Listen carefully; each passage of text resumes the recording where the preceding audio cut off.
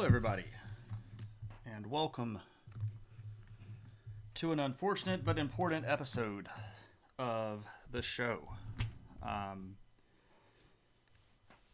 Not necessarily something that I enjoyed talking about, or something that um, I don't know, not something that I get a lot of positive feelings about, but the world being the way that it is, I feel like it's probably worth spending a little bit of time giving some accurate information that can potentially help people combat some of the chaos that they might be seeing, and as a reference that people might share if they feel like they need to, I guess, dispense some knowledge in a little bit more of an academic fashion. So, welcome in everybody, and we're going to be talking about the Holocaust tonight. So, this is a tough topic to cover. Obviously, it's a very important topic. It's a timely topic. We just passed the 80th anniversary earlier this week of the liberation of Auschwitz, which we'll talk about tonight quite a bit. And the world is kind of fixated on what is and what isn't a Nazi, and what is and what isn't fascism. And it's just going to be a tough topic to get through, but we will, and it's very important for us to understand. And it's perhaps even more important that we don't forget stuff like this. So,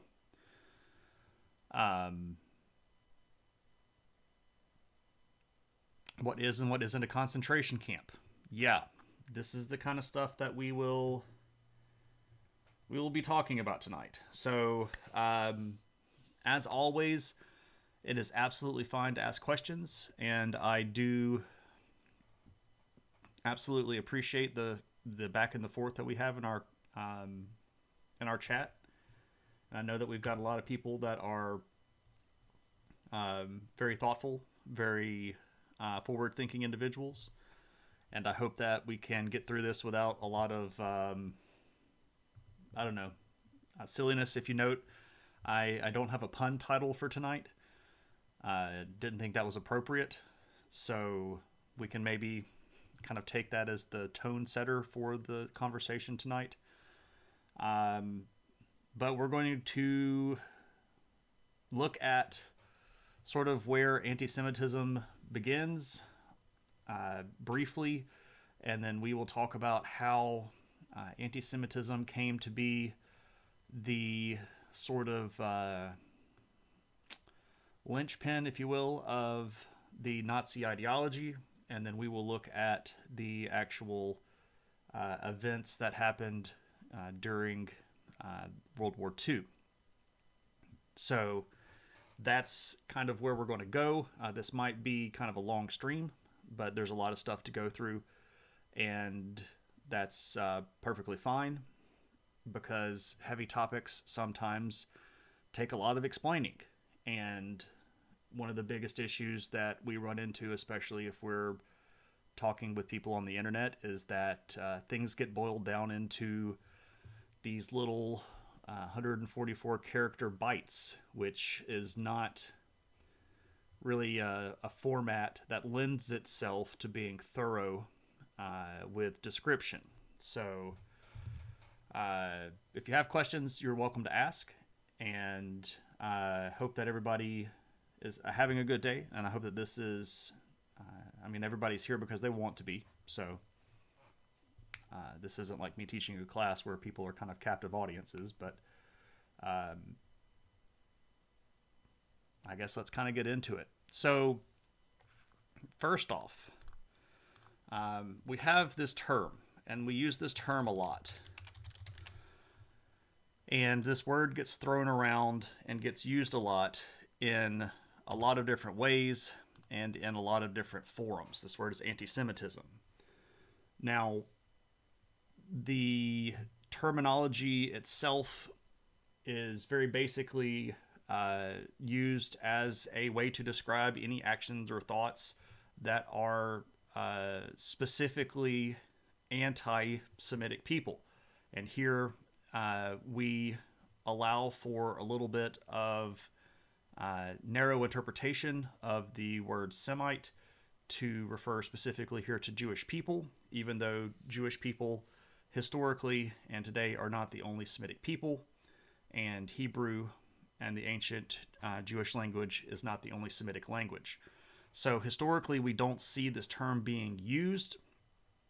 If we go back into the early history of what we might call anti-Jewish thought or anti-Judaic thought, the big issue that is going to stand out, or that's going to make the believers in the Jewish faith stand out, is their monotheism. The vast majority of the ancient world had no real concept of monotheism, and the people groups that lived around the Jewish people did not really understand and especially did not necessarily appreciate the monotheism of the Jewish people. The Jewish people preferred to be insular. If you are familiar with Jewish beliefs, many of their early beliefs that were written down in their law code encourage people to stay in communities with other Jewish people, to only marry other Jewish people, to limit your contact with the outside world, and to, sort of protect the members of your faith as a way to preserve your faith. And a lot of those ideas came from the fact that the vast majority of people historically have looked at these monotheists that lived in the Levantine region as highly problematic and people that were troublemakers. So if you were the ancient Egyptians, or if you were the ancient Babylonians or the ancient Assyrians going back to the 900s, 800s, 700s, 600s, 500s BC, these monotheists will refuse to follow your laws because they have their own law. They will refuse to give up their culture because they have rules that say that your culture is evil. They will demand to be able to take up their own taxes and not pay you taxes because their religion says so. And this causes a lot of consternation, especially because of the geographic region where the Jewish people tended to live. So this region here is strategically vital. If you are an ancient powerhouse of the Bronze Age or the Iron Age, because if you were trying to move anywhere between the Middle East or Europe or Asia or Africa, you want to hold this region because it is strategically important. It's what connects Africa to Asia, and it is a significant stretch of the Mediterranean, which of course was the central body of water for a lot of these ancient empires. So to have a group that was very insular is going to create a lot of negative beliefs that are directed towards these people. And we see various instances where ancient empires will take these people over and they get varying degrees of treatment. Some foreign rulers will recognize them and offer special treatment. Others will demand that they conform to the imperial rule. And this has a varying degree of efficacy. We won't necessarily go into the entire history of Jewish nation states or anything like that. We've already covered that quite extensively in other topics or other streams that we've done in the past. And if you're interested, you can shoot me a message or something, and I can pull out some VODs links directly and send that to you if you want. Your grandfather helped liberate Bergen-Belsen. We talked about that one time. Yeah, we'll talk about that by the end of the stream. We'll be talking about especially American forces liberating the the work camps in Germany. That's mostly happening in the spring and summer of 45.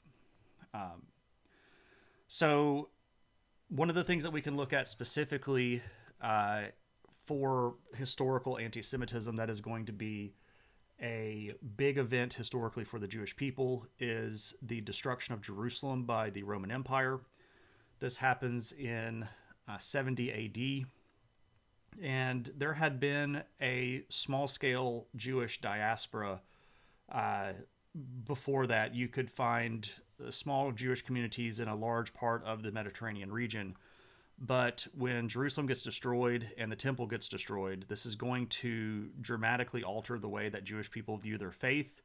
This is going to sort of trigger... we'll pause here for a raid. Got Steve and Jerian coming in. Hey, Steve, how's it going? Welcome in.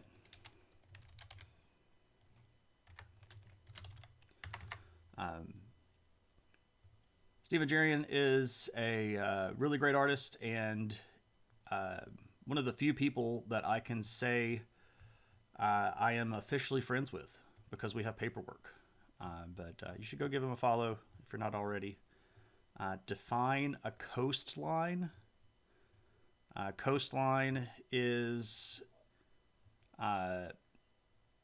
the land that directly borders a body of water. So I would say that was a coastline. It doesn't necessarily have to have sand, but it is an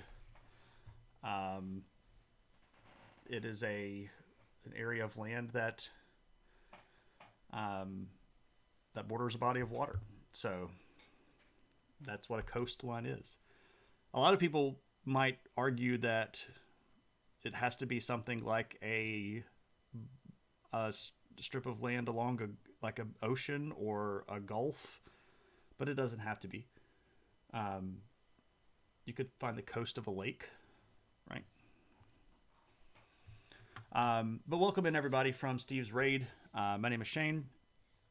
We are talking tonight about a fairly heavy topic, which is the history of the Holocaust, given the current light of events in the world today. So,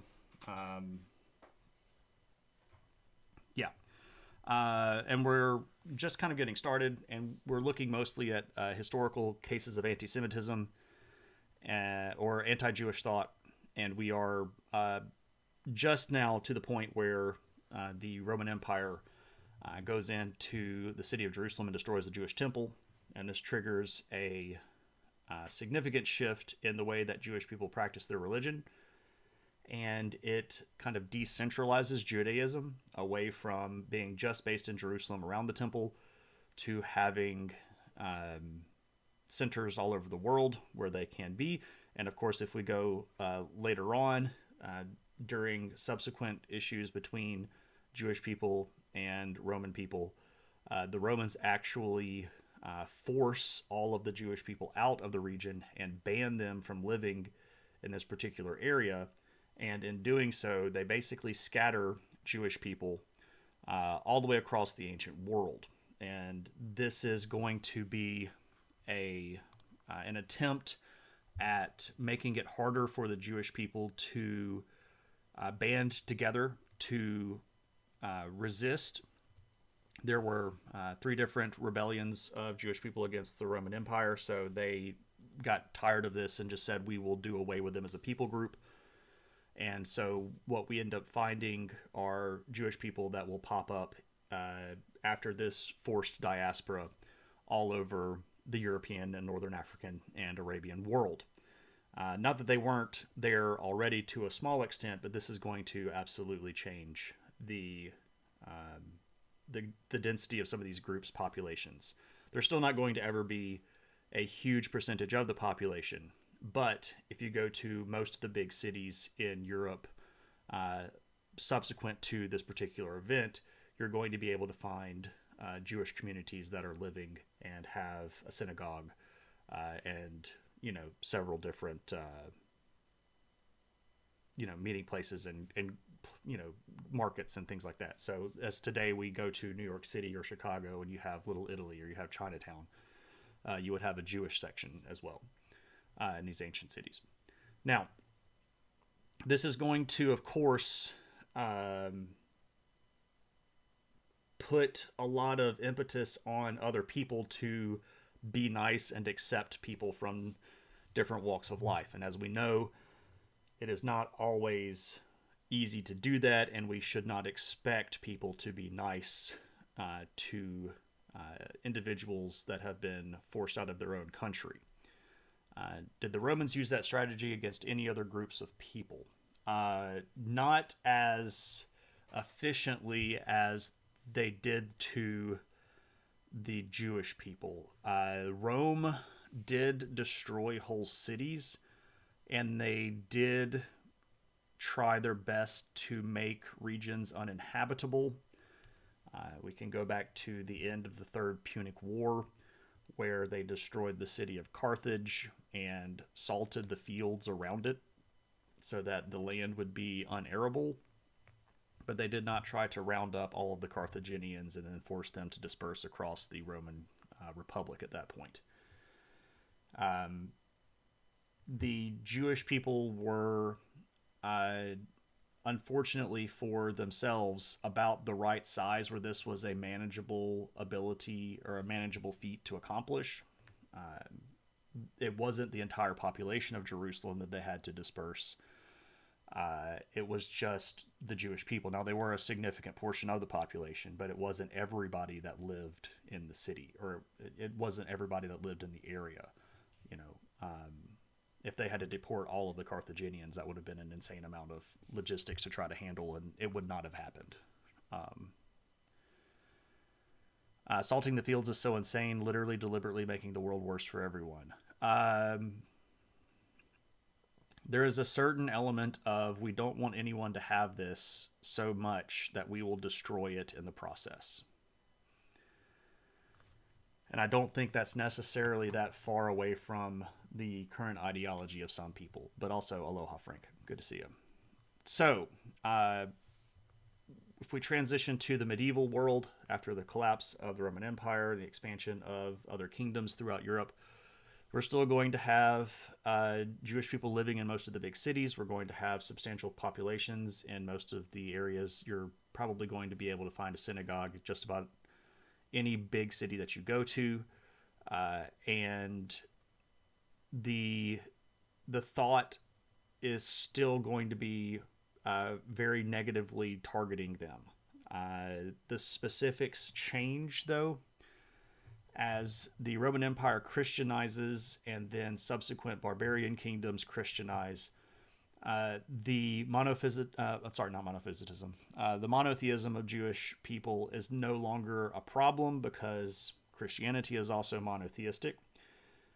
So the othering shifts in tone, and instead of being those monotheists that we're pointing the finger at because we are polytheistic, the Jewish people are targeted with anti-Semitism and anti-Jewish thought because they are the people that killed Jesus, or they are the people that refuse to recognize Jesus.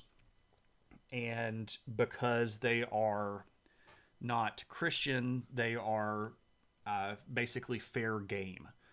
And by the time we get to around the 1000s, we're going to start seeing a fairly significant rise in a specific type of anti-Semitism, which is referred to as the blood libel. And this is based around a fabricated story of this noble child named Simon who lived in the city of Trent. We have a picture here. The story, and again, this is fabricated. The child disappeared, but through anti-Semitic concepts, the local people basically decided that what had actually happened to this child, Simon of Trent, was that he was abducted by Jewish people and they killed him and used his blood in secret Jewish rituals. So, what we see here is a woodblock print where we are accusing all of these Jewish people with killing and bleeding Simon for their rituals. It should be very clear that Jewish people do not use the blood of Christian babies in rituals, but because they were already the target of so much disgust, this idea caught on fairly rapidly, and you begin to see blood libel claims happening all over Europe. And anytime a Christian child will go missing, it might be the local Jewish people that get blamed for it, and there are people that are beaten and killed and imprisoned, tortured to confess that they had kidnapped these children, and really it was just people were mad and distraught over the loss of a child, so they blamed the Jewish people to have an outlet, an external source for their anger. But again, there's no evidence of this ever. That anti-Jewish sentiment is going to carry on into the point where we get to the Inquisition. The Inquisition itself is not just one thing. It's actually a combination of a lot of different Christian, Catholic-based boards of Inquisition. This is why sometimes you'll see things referred to like the Spanish Inquisition. What's up, Chris? Good to see you. And the various boards of Inquisition are going to be tasked with protecting the faith here being Christianity, and rooting out heresy and crimes against the church here being, again, the Roman Catholic Church. And a lot of the people that get targeted by the Inquisition are Jewish people, because, again, there's just a lot of anti-Jewish thought. Reading the Prague Cemetery introduced you to how prevalent the blood libel stuff was. It's just so ludicrous, but the crowds seem to get fooled by it every time. That's the thing.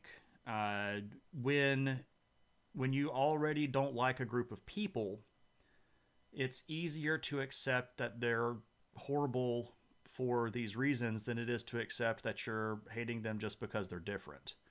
So if you can establish some sort of connection between them and them being horrible, you allow yourself to stereotype them without really having to think about it, which of course is lazy and almost always based on faulty and improper information, but it is the shortest way to justify your feelings, even if it's illogical and irrational. And people historically will take that just about every time. What's up, Tuna? And here we have another raid coming in. Are you not entertained? Is this not why you are here? Greetings, Rexler. And hello to Eris and all friends. Hey, Noger. So we just got raided by Aristotle. Hey, Matthew, what's up? And Claire, how's it going? So welcome, everybody. My name is Shane. I'm a history teacher and sociology teacher and anthropology teacher at college. And given the chaos in the world right now and the just the insanity that it seems like we don't really remember things. Tonight we're doing a special episode on the history of the Holocaust, which I know is a hard topic to talk about, but it's one that we need to talk about, especially in a world where there is so much bad information flying around and so many appellations of the phrase Nazi and fascist and et cetera, et cetera.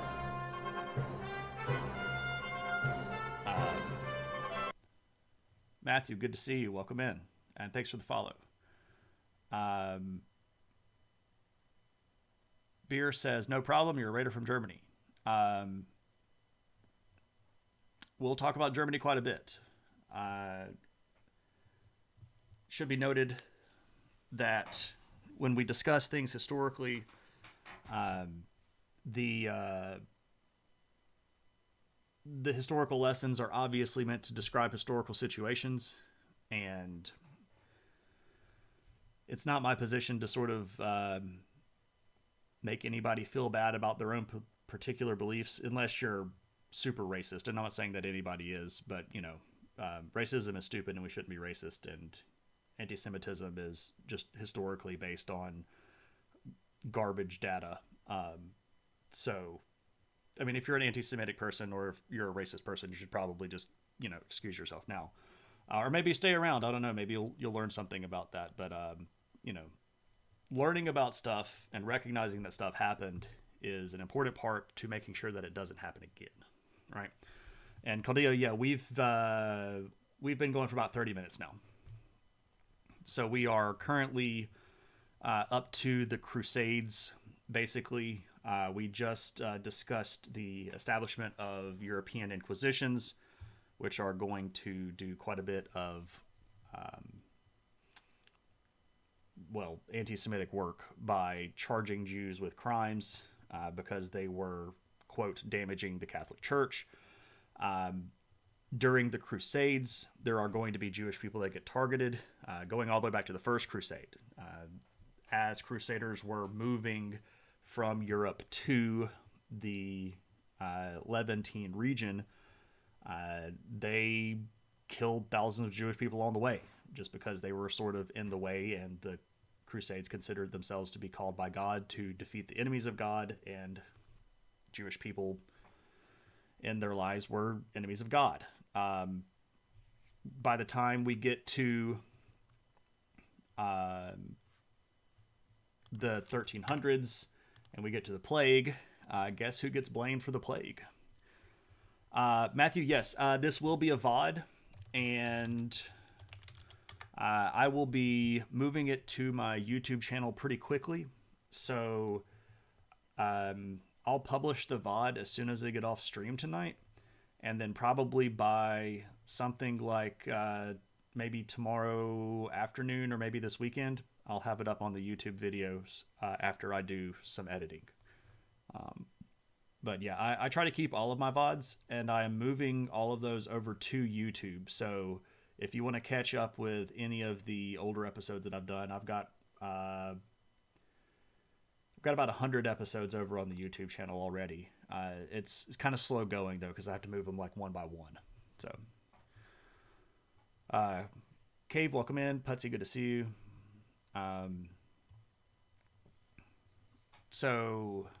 Okay. So again, if we get to the medieval period, if we see this particular picture here, this is a picture of Christians burning Jewish people alive because they are being blamed for the plague.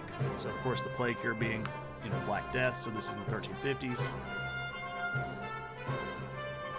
Celestian, welcome in. Good to see you. Thank you so much for the follow. So it's like 1349, I think, is where this particular image comes from. But, if there's a gigantic plague and you want to find somebody to blame, who do you blame? Well, you blame the people that you blame for everything else. So you burn them alive. Burning Jewish people alive was actually quite popular in France. That tended to be their preferred way of killing Jewish people. I know it's hard to kind of recognize this, but that's literally what happened. We are getting there. We are getting there pretty quick. So by the time we get to what we might call the more modern period, so 1800s, the Jewish population of Europe were broadly considered to be sort of the bad guys. And if you look at folk tales, and if you look at mythology, or if you look at like nursery rhymes, or fairy stories or things like that, many of the villains in these stories that do things like kidnap children or do black magic are by named Jewish figures. They get blamed for all kinds of stuff. They're the boogeymen. And this is going to have a cumulative effect over the course of all of this period of time, where Jewish people are denied access to a lot of the same social settings and a lot of the same opportunities as Christian people would. And specifically, one of the things that they end up doing as a way to make ends meet is that Jewish populations in Europe start taking jobs that nobody else wants to. And a lot of these jobs are in fields like money lending and banking. And the specific reason for that is the Christian prohibition on charging interest. According to the interpretations of the Catholic Church for hundreds and hundreds of years, it was against the Christian faith for a Christian to charge another Christian interest on a loan. But there was no such prohibition against Jewish moneylenders or Jewish bankers.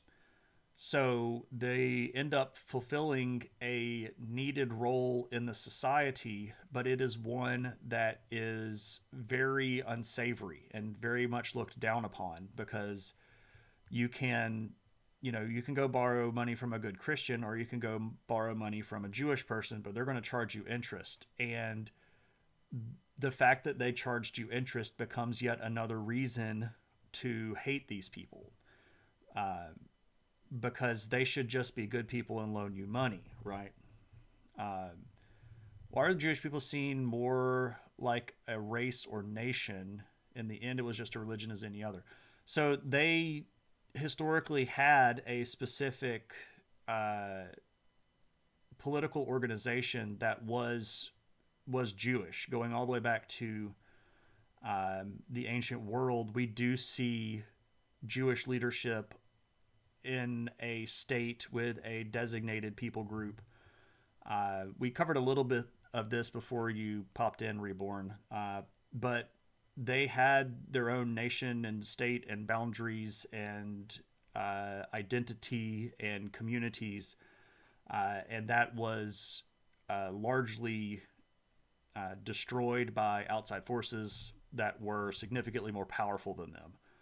And the idea of Jewish heritage remains, and this is, of course, one of the largest reasons why there was a big push after World War II to restore some sort of state for Jewish people. So the religion was very much tied to a community of individuals, and if you look at the Jewish faith itself, they do consider themselves to be the descendants of certain people in certain areas. Now, obviously, the Jewish faith has expanded since the ancient time. There are more Jewish people alive today than there ever have been historically. So there are converts to the religion as well.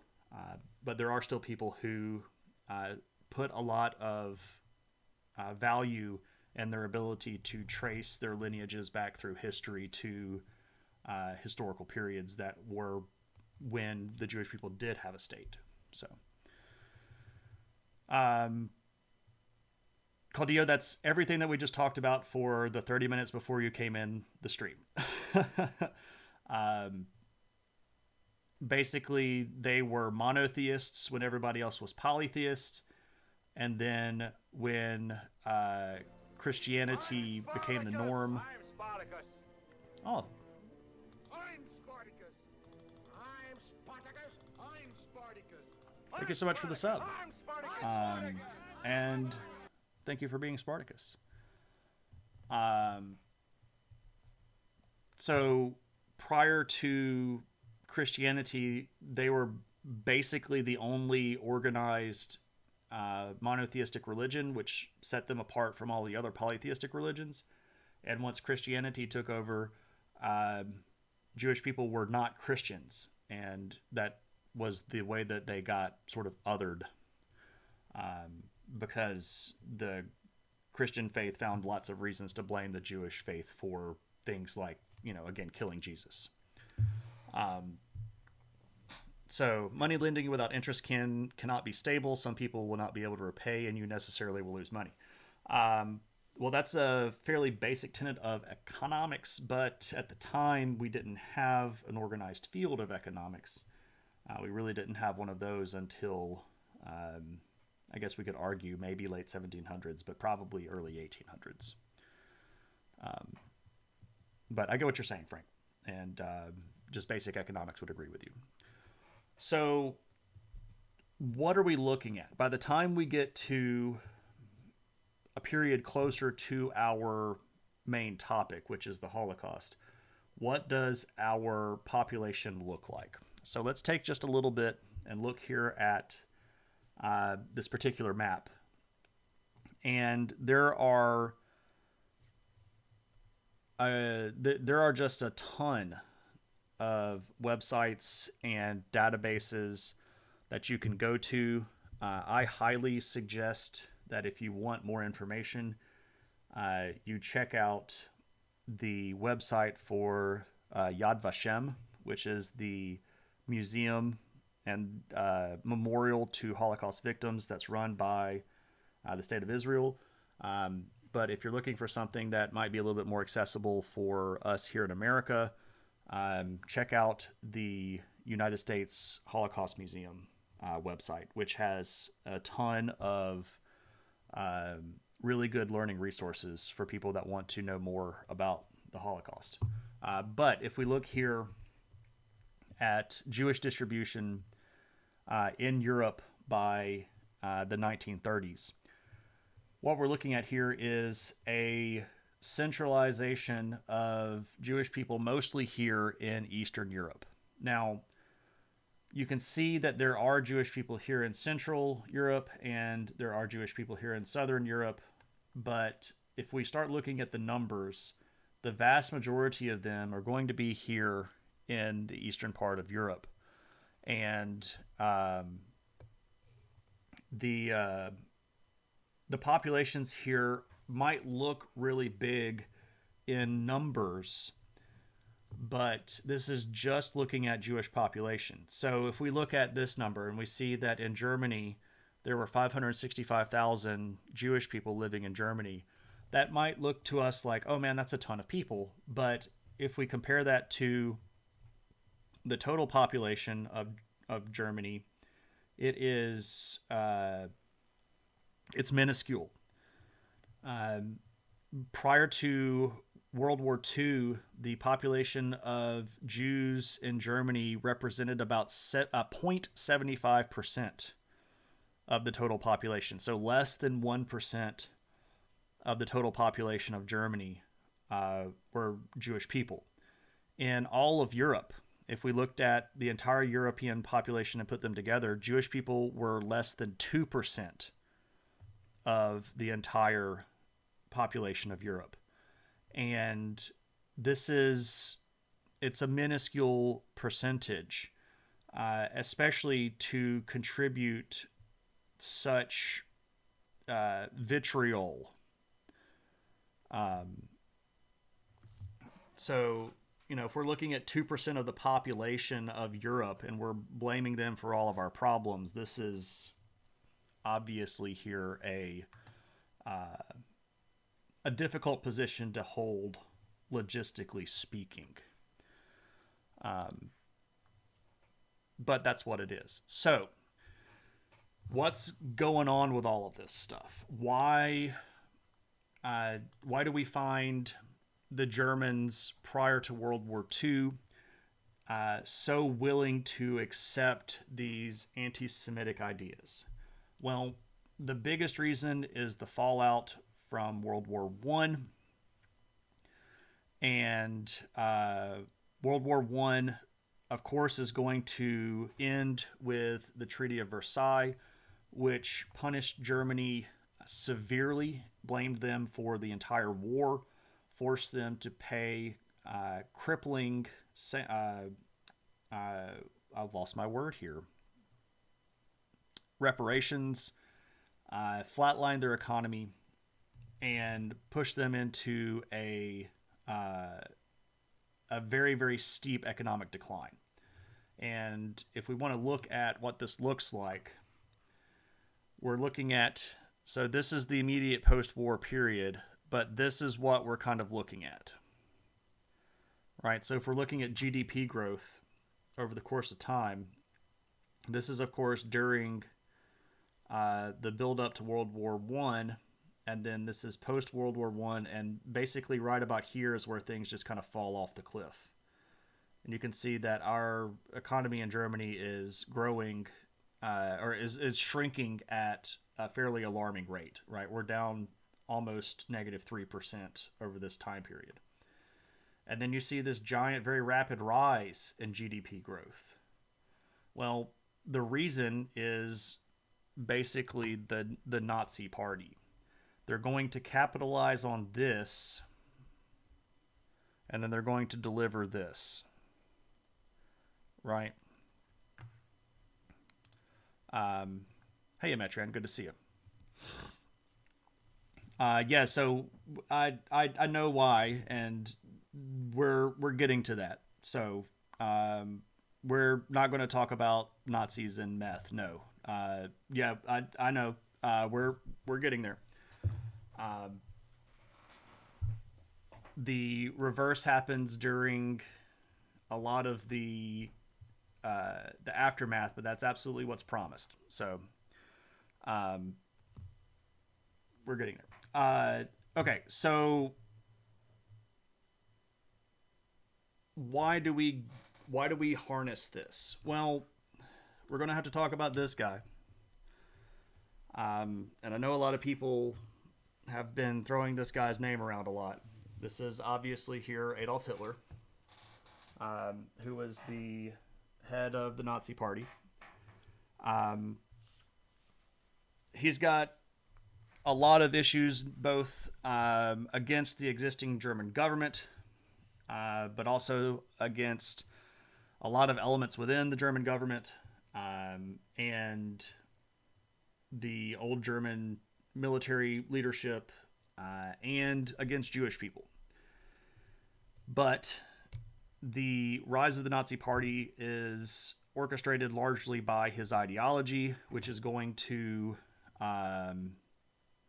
fan the flames of an already existed anti-Semitic concept. And he is going to point out a lot of reasons for Germans to be anti-Semitic, and he's going to effectively try to link them with the German failure of World War One. A lot of the specific claims that Hitler makes at the beginning are not the claims that get him the most attention. So, so the Nazis were already moving into positions in the 20s, so well before the 30s.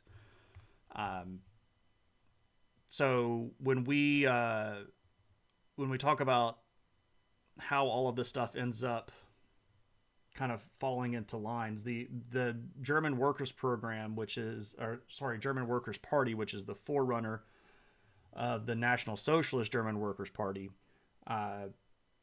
is going in the 20s, and Hitler is already involved in politics in the 20s, and he's going to be very motivated to try to get a lot of the stuff done that he wants to get done. Of course, he ends up in jail. This is where he writes Mein Kampf. But his organization and his party are going to be around for a little while before they end up taking power. And he's going to grow this as a populist movement, and he's going to use anti-Semitism as fuel for that movement. Of course, the German economy at this point was just completely flatlined. Um, it was the Weimar Republic, which was the inter period government of Germany, was just really, really ineffective at handling the various crises that popped up. So it was kind of rife for criticism to begin with. But a lot of the stuff that Hitler gets known for is, of course, like the racial ideology that he looked at Jewish people as racially inferior, and he saw Germans as the master race, right, or the Supermen, the Übermensch, right, and that's absolutely stuff that he did. But he also had other specific terminology and angles of attack that he used against Jewish people that played on existing anti-Jewish sentiment. So when the economy of Germany collapsed post World War One, everybody was doing really badly. But the populations of Jewish people inside of Germany were already rather insular, right? They were sort of pre-built to take care of each other. And if you looked at them in comparison, everybody's hurting because the economy is going down. But if you walk by a Jewish community, or if you see a group of people that were Jewish and they were living in a little group of other people that were Jewish, their religion told them that they needed to take care of their community. So they were helping each other out. They were sharing food. They were sharing money. They were sharing jobs. And they were excluding other people because that's sort of one of the things that they had adopted as a survival mechanism in the face of anti-Semitism, and in fact that they were such a small portion of the population. But this was something that Hitler could use. He would look at a Jewish community and say, how are they eating when Germans aren't? How are they still at work when Germans aren't? And the answer was that they fell back on their community and they were trying to support each other as best as they could. But Germany was hurting, and Hitler recognized that he could use this as a tool to sort of further drive a wedge by saying that they were stealing. They were thieves. That the reason they still had money and that they still have food is that they were stealing from the German people. That they were criminals and they were bad people, and that they were living it up while the average German person was hurting. He also goes back to the end of World War One and blames them for surrender at the end of World War One. And he has a couple of instances where some German field officers managed to or were responsible for the surrender of key strategic positions. So by the end of World War One, it was very, very evident to everybody except for some of the German high command that Germany had lost the war. And a lot of troops across the board were mutinying. A lot of field officers across the board were surrendering in the face of overwhelming odds. And what Hitler managed to do was find certain instances where military units or certain field officers that surrendered were Jewish, and then overplaying that particular angle and saying that this was the battle that turned the tide. When these people surrendered, this is when we lost the war. Now, again, to just be very clear, Germany had lost the war already. They were out of material. They were effectively out of ammunition. They were definitely out of manpower reserves.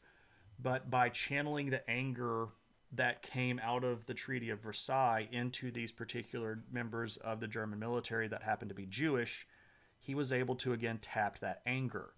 And by saying that these were the cowards that cost us the war, he could then say, so not only are they the ones that pushed Germany into this depression to begin with, but they're also stealing, right? They're also stealing from you. So they caused the problem and they're stealing from you.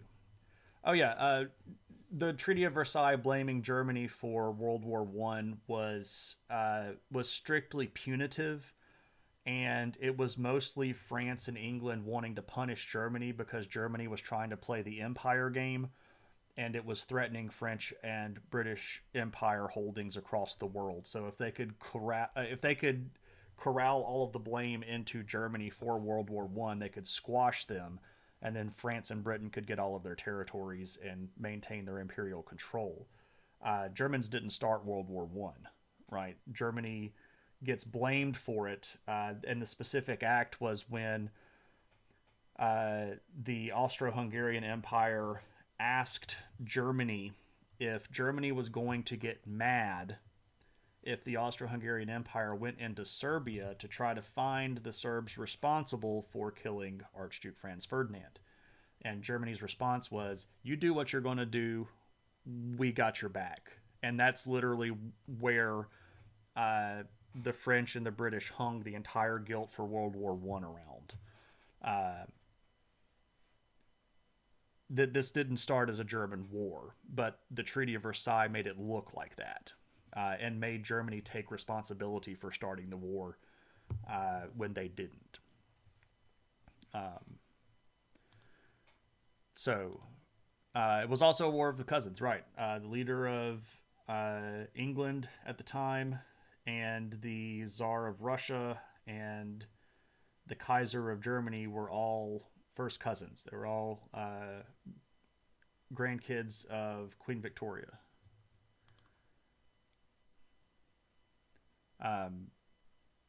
But anyway, so this is how Hitler manages to angle all of this stuff towards Jewish people. So yes, it's the racial element of they are genetically inferior, they are a weaker race, we need to eliminate the weaker race. But it was also this saddling the Jewish population of Germany with the guilt for the loss of World War One and the blame for the economic conditions within Germany. And it was really easy for him to do this, again, because there had been a history of anti-Semitism that had existed for centuries prior to this inside of the European continent. So, and I should be very clear here, there are plenty of anti-Semites in America at that time, and I'm not trying to say that the only people in the world that were anti-Semitic at this point were Europeans. I'm just trying to explain the context where we stand. There's plenty of anti-Jewish propaganda that comes from America at the same time, right? So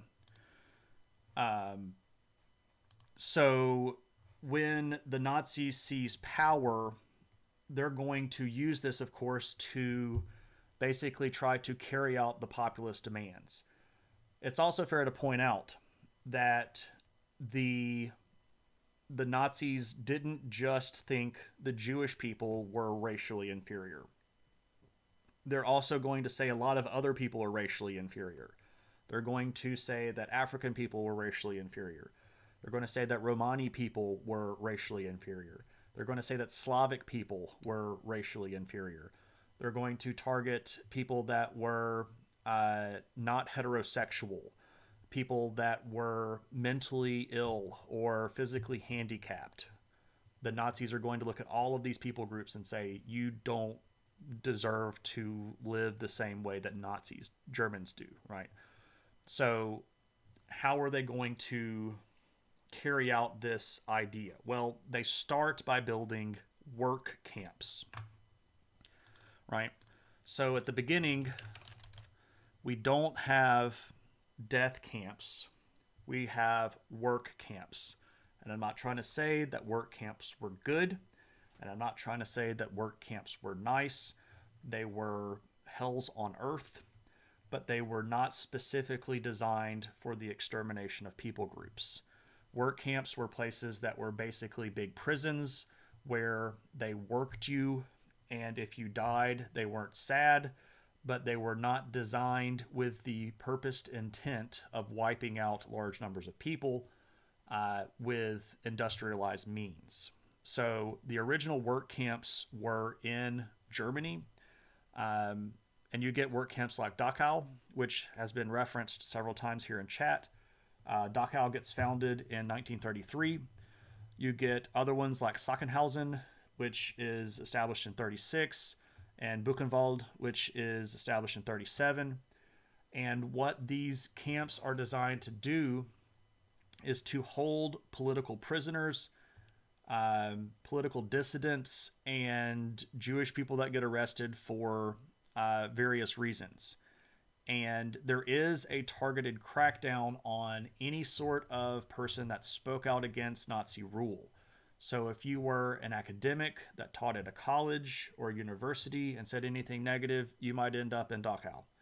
If you were a supporter of a political party that voted against the Nazis, you might end up in Dachau. If you were a Jewish business owner and you refused to surrender the keys to your factory to the German military or the German government, you might end up in Dachau. The work camps were not originally just designed for Jewish people. They were designed for anybody that the Nazis didn't like. But that definitely did include Jewish people. And as the Nazis gained more power, they're going to start further entrenching their ideology. And this is where we're going to start getting what we call the Nuremberg Laws. I guess I should probably put that on 2 lines, eh? All right, the Nuremberg Laws.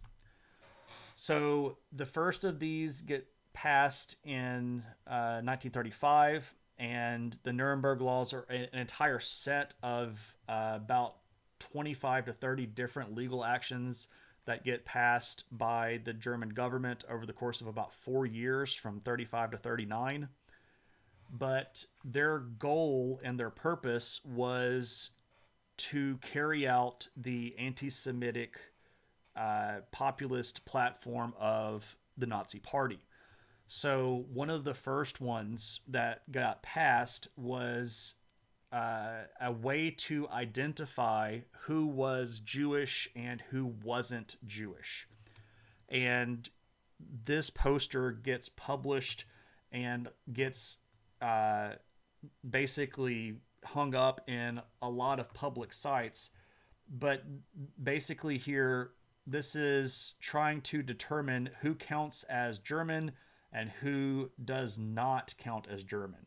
So you basically have and this is not a direct translation, but effectively here what we're looking at is, here's a good German person, and then here are some people that are kind of in the middle, and then these people are Jewish. And if we look here, it's based on your grandparents. So Blutiger is German blood. So if you have 4 German grandparents, right? If you have 4 German grandparents, you're a German. Now, if you have 3 German grandparents and 1 Jewish grandparent, well, you're kind of in these middle grades. So yeah, milk blood. You're mixed, right? And depending on whether or not you were grade 2 or grade 1, you would have certain legal stipulations about what you could and what you couldn't do. So if you had 3 Jewish grandparents, you were just Jewish. And if you had 4 Jewish grandparents, you were just Jewish. But we also here see what happens if you start having kids, right? Yeah, so like mixed, right? So if you are a good German person and you have a spouse that is a quarter Jewish, your kid can still be considered German. But if you're marrying somebody that's half Jewish, or if you're marrying somebody that's 3/4 Jewish, or you're marrying somebody that's full Jewish, this is forbidden. Right? So verboten. Like you can't do that. If you were a good German person, you should not marry these people. And of course, you can see here how this is going to play all the way out. And here's your key. But the point here is you had to know your status and you had to know your family's status. And based on your status, according to that chart, you had certain limits. There were laws that followed that stripped Jewish people of citizenship.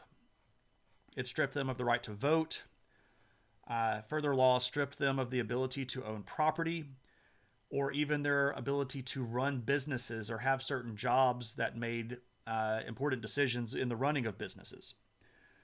So, based on your paperwork and your blood status, you fit into certain categories that the Nazi Party described, and these became ever more oppressive for people that had Jewish ancestry. So,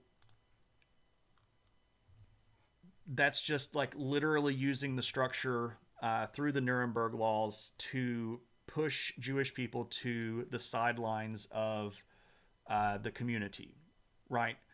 And by seizing their property and by seizing their money from banks and things like that, the German economy was able to get a little bit of a boost here.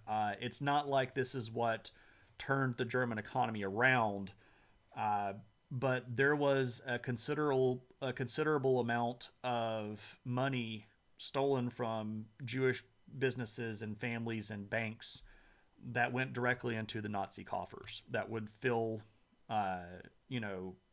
their own pockets with this stuff. Obviously, one of the more famous Nuremberg laws required Jewish people to wear identification while in public. They had to wear the Star of David. You may have seen armbands like this or badges like this.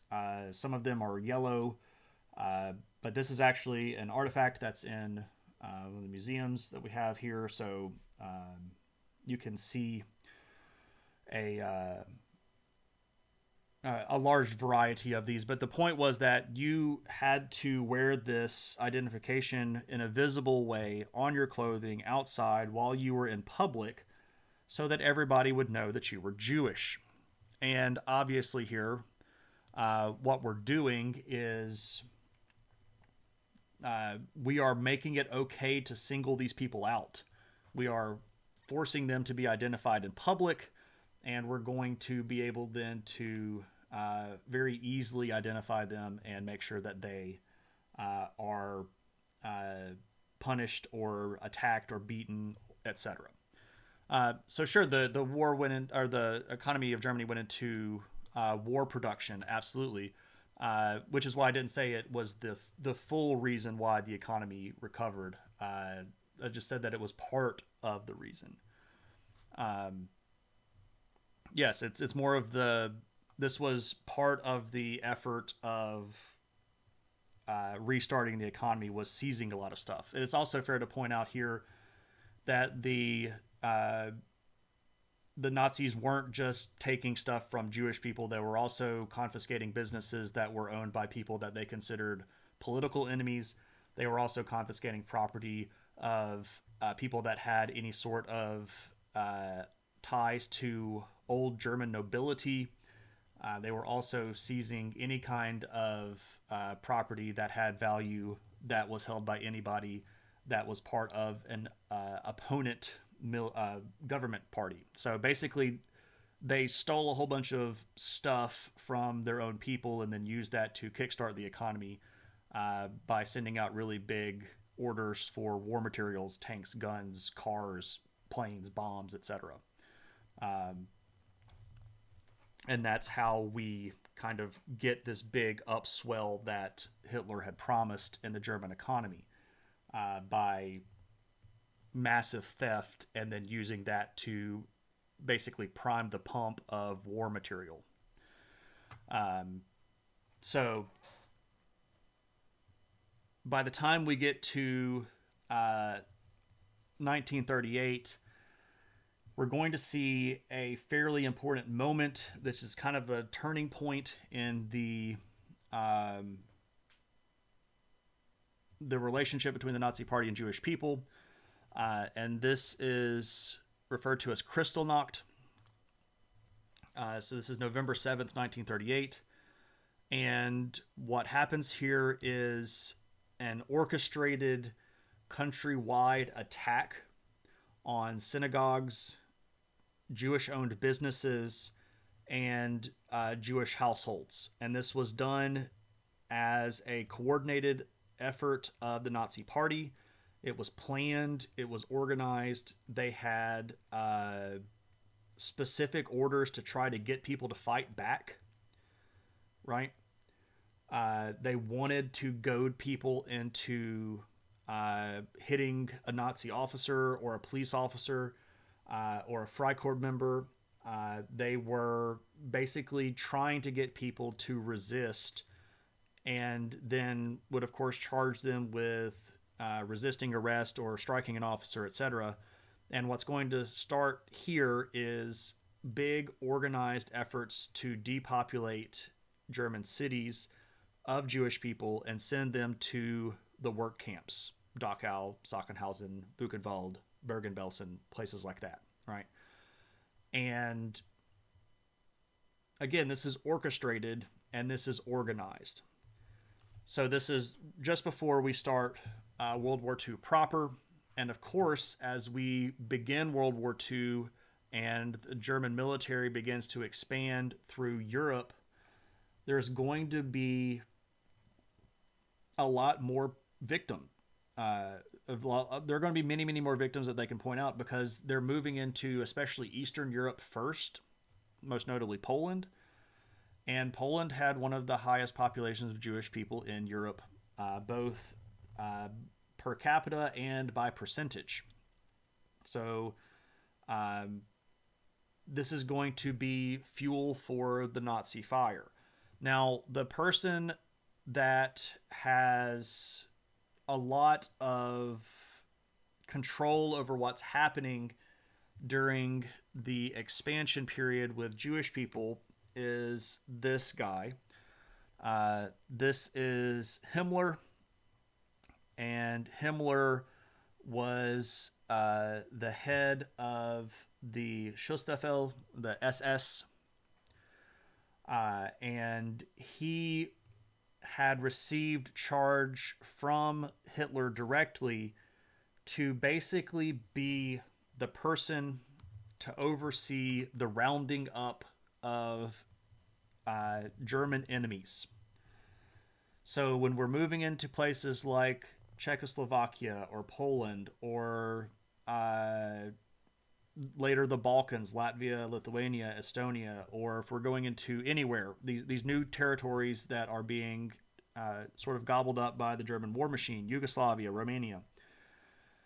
Himmler's job is to use the SS to find all of the enemies of Germany, round them up, and handle them. And this is going to include political dissidents, heads of former political groups, again, university professors, but this is also stuff like anybody, like one of the groups of people that gets targeted, especially during some of these early expansions, is prostitutes. Basically anybody that the German Nazi high command thought was undesirable, Himmler's job is to round them up and deal with them. And Himmler is, unfortunately for these people, incredibly effective at his job. What's up, Allie? How are you? And what Himmler is going to create is a special task force set. So there are many of these, but they are referred to as Einsatzgruppen.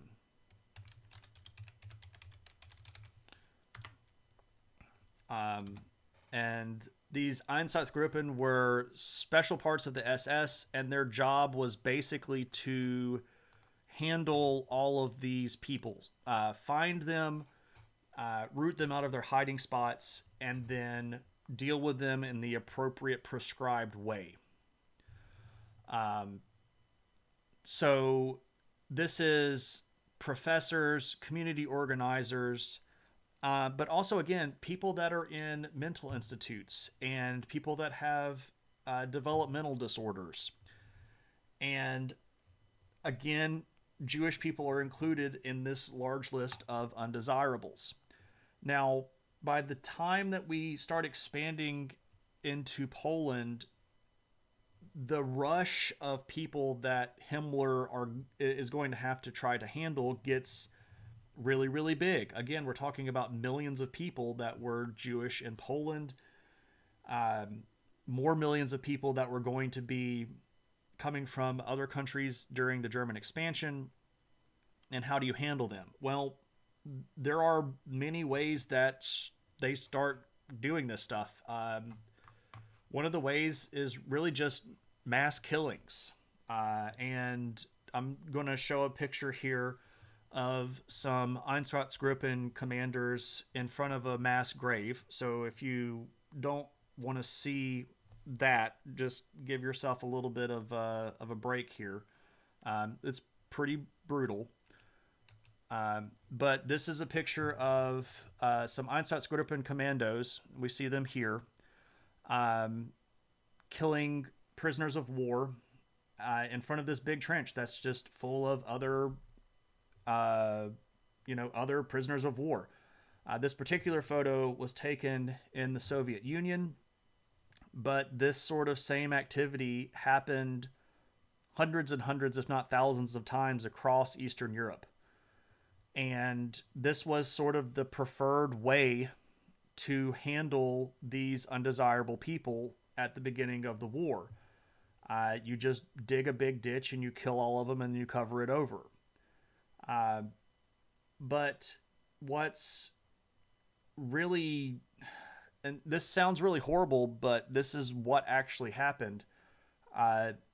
These mass killings started having a very negative effect on the German people that were in the Einsatzgruppen.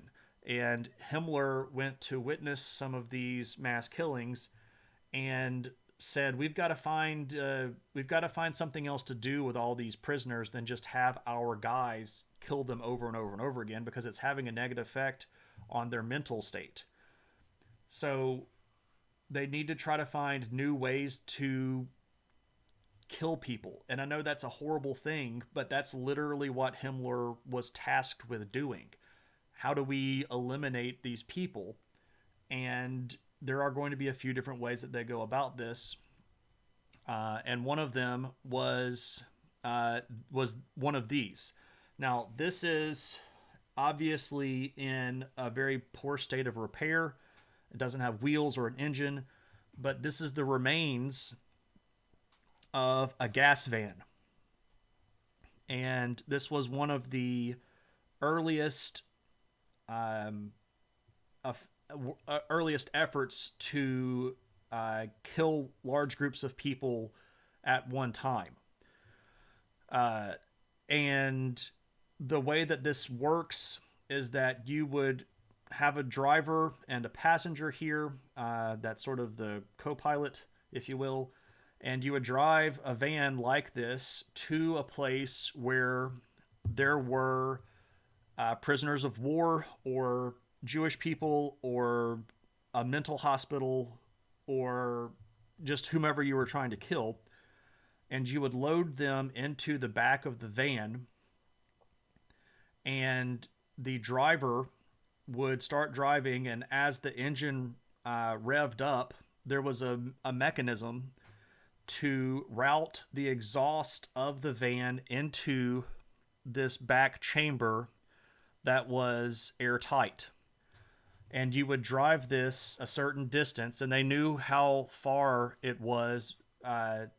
They had done the math to figure out that if you put 35, 40 people in the back of this van, you're going to have to drive X number of kilometers to produce enough carbon monoxide to smother all of these people to death. And they would have basically pre-dug mass graves some distances outside of cities. So you would drive the van up, load all these people up, lock them in, start driving, flip a switch, fill this chamber full of exhaust and carbon monoxide. Everybody back here would die. You would get to the site and you would basically just dump out the dead bodies into a mass grave and then go do another run. And this is an early way of using gas to kill large numbers of people.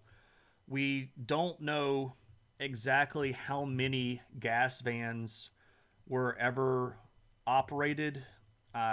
The guess is that they may have had as many as 30 of these that were running kind of around the clock for the majority of the war. But we're really not sure. And a lot of the... there were only ever a few remains of these located.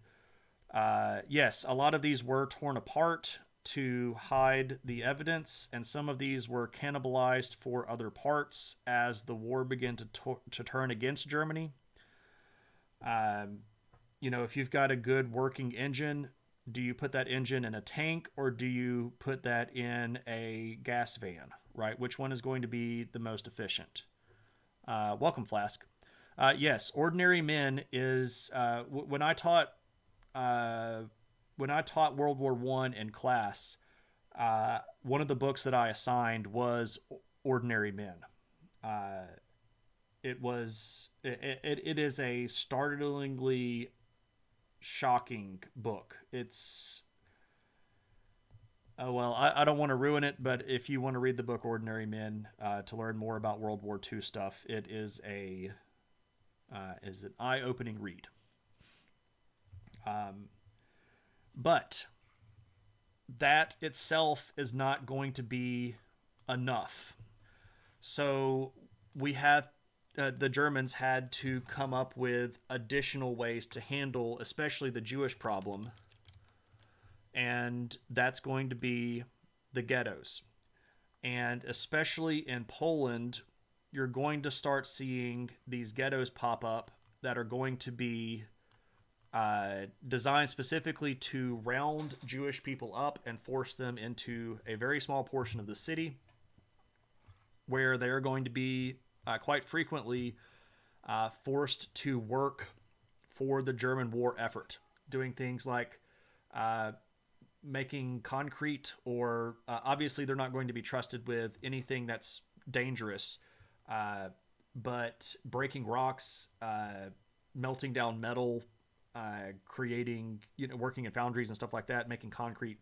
The Warsaw Ghetto is the largest one by far, and it's at its height, it had 445,000 people in it. So this is a big population being crammed into very, very small parts of the city. And these are mostly going to be established in the middle part and the end part of 1939, and they are going to continue to be in existence all the way through the end of the war, but most of them are going to start being very actively depopulated by 1943. I don't know how many acres, but it's rather small. It's a startlingly small amount. The person per square mile ratio there, the population density was incredibly high. And specifically here, these populations were kept on the brink of starvation. They were irregularly fed. They didn't even necessarily know when the next time they would get food was, in many of these cases. And this was done as an attempt at trying to limit their ability to plan and organize things, because the goal here was to just kind of deal with them, and that's an unfortunate way of saying it. Ivan. You're welcome. Ivan, thank you so much for the bits. It is much appreciated, my friend. I hope you're doing well.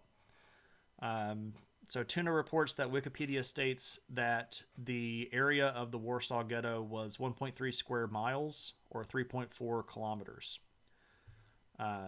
Square kilometers, rather. Thank you, Tuna. But these ghettos were horrible places. They were, in many cases, forbidden to bury dead people. There wasn't really a lot of space to bury the dead anyway, but it was quite common for people to die in the ghettos, and they would either be like moved to the side of the road or moved to a central location. But the hope of the Nazi people here was that they would basically just all die. And if they encouraged things like disease to spread in the ghettos, that was a disease doing the job of a person. They didn't have to kill all of these people themselves if they could starve them to death or work them to death, or if something like tuberculosis ran through, or some other highly communicable disease ran through. We're keeping them on the brink of starvation, so their bodies are weak anyway, so if they get sick, they're probably going to die. We are working them in an excess of the number of calories that we're feeding them, hoping that they'll die. And we're telling them the whole time that this is for their own good, and the ghettos themselves just get overpopulated. Because as, again, the Germans begin to expand, they start moving people from different parts of Europe into these ghettos, or they'll start, conquering more areas, and the Einsatzgruppen will be running around collecting Jewish people, and they'll get dumped in these ghettos. And this is going to, it becomes untenable. The Nazi High Command can't keep up with the numbers, and they can't afford the guards to put in the ghettos to keep everybody from rebelling, and they can't afford the food that they're giving to these people in the ghettos. They need to use that food for soldiers. So basically they decide that they're going to have to come up with something new. But I can show you a picture here, and this one's pretty disturbing as well. Nobody's dead in it, but this is a picture of a mother and two of her kids that are in the Warsaw Ghetto. Just to kind of give you an idea of, obviously these people are being starved to death.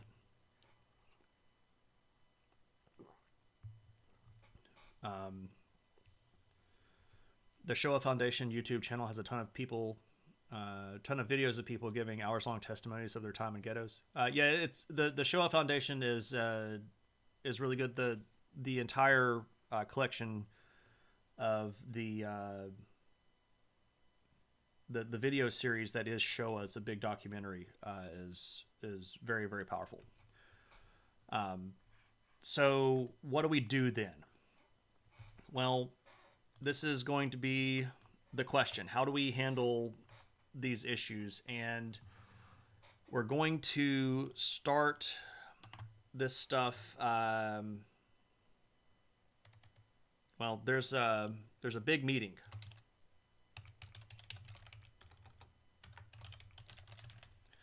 This is called the Wannsee Conference. This is in January of 42. And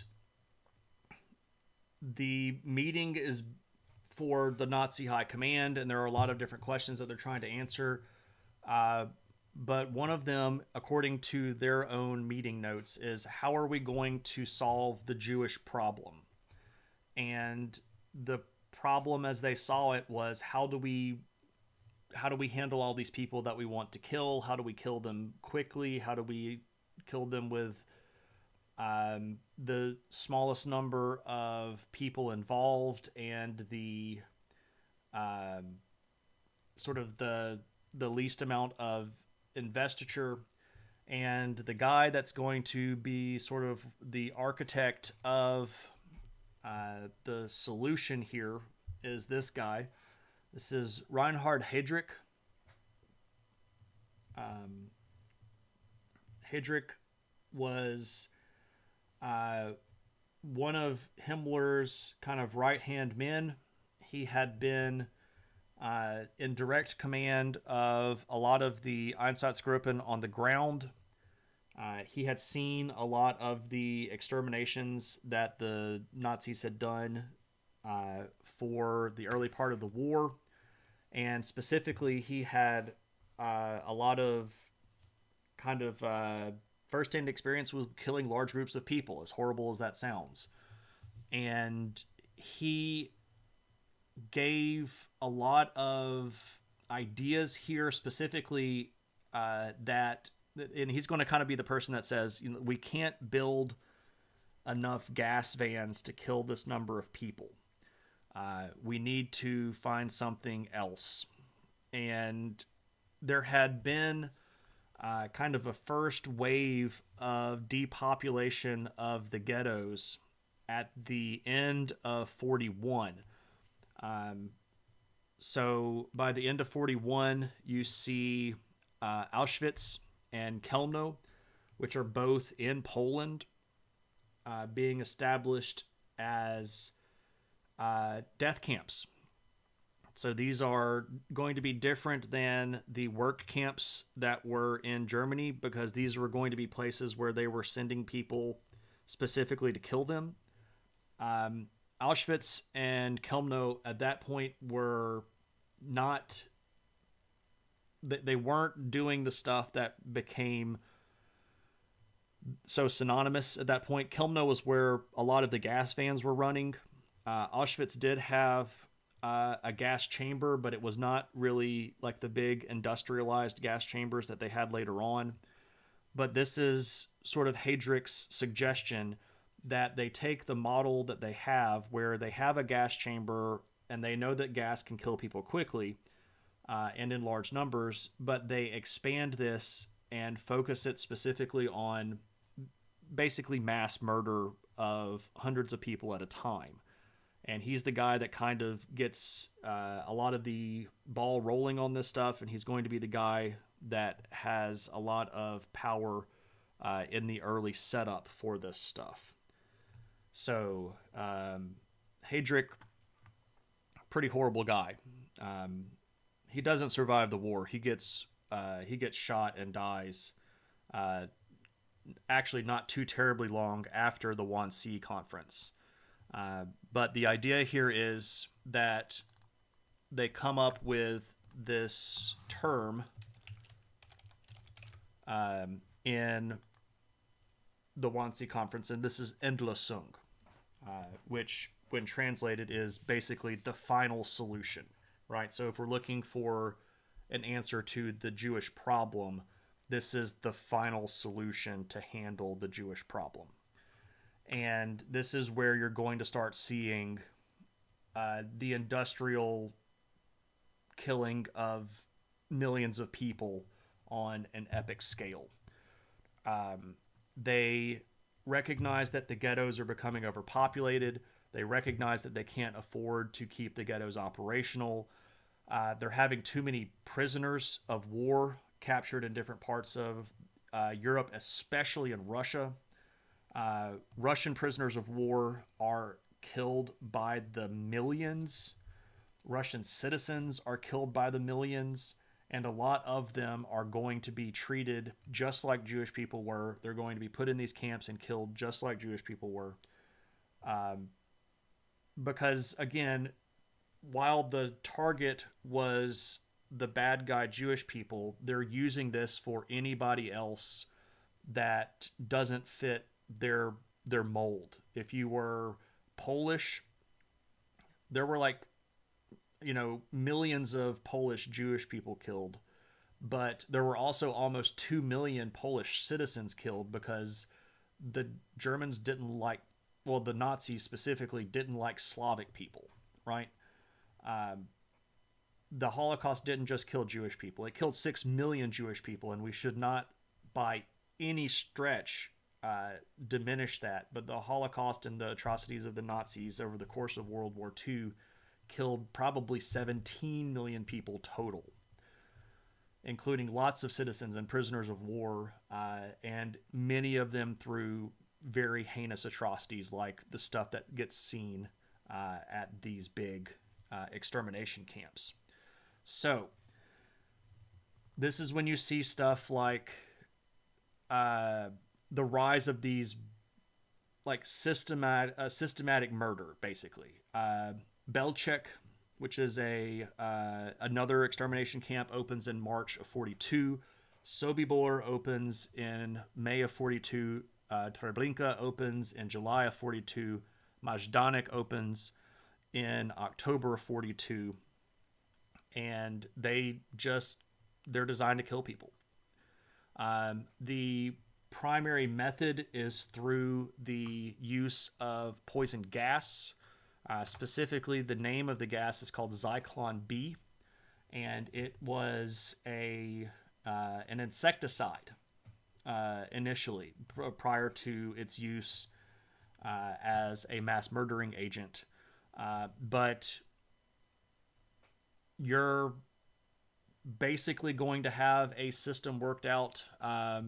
This picture here is a picture of the train yard at Auschwitz, and these trains were basically going to be carrying all of the undesirables. They start with big waves to depopulate ghettos. They're going to end up moving millions and millions of people around. You get offloaded at the train, and in these yards, one of the ways that you kind of handle this group is that some of these people that get offloaded, if we're looking at this photograph right here, some of the people in this photograph did not survive the day.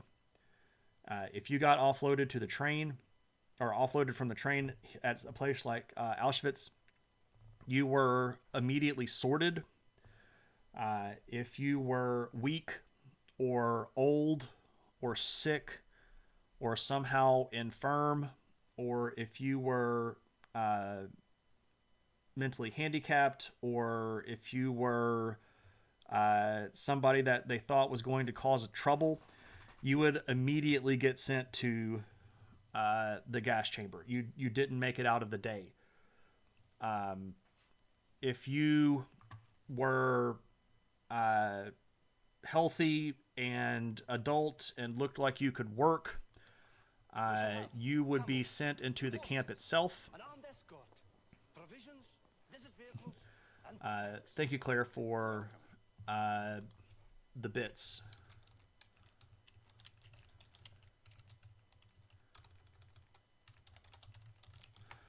Let me catch up here. I can't say this in a way that doesn't potentially come across as minimizing Nazi atrocities, but it's estimated that Stalin killed that many Ukrainians during the war. No one really knew about it until after the Soviet Union collapsed. Certainly. There were many atrocities committed during World War II, and not just by the Nazis. A lot of them were kept rather quiet because, well, just to be honest, we were allies with Stalin, and we needed Stalin to help us fight Germany, so we overlooked a lot of the stuff that he did. It's not a good reason, but that's what happened. In many cases, good reasons get left behind in the face of, well, we kind of needed to because he was a giant jerk. But such is the way that it goes. But if you were sorted into the camp, you would be stripped of all of your possessions, and you would be issued a uniform, and you would receive a tattoo that was your identification number. And one of the things that I can show you is this. This is a photo that taken at Majdanek, one of the concentration camps, extermination camps in Poland. And this whole thing here, up the wall of this building, is just a pile of shoes. And these shoes were ones that would have been taken from people being loaded into the camps. Because when I say they stripped you of all your possessions, they took everything from you.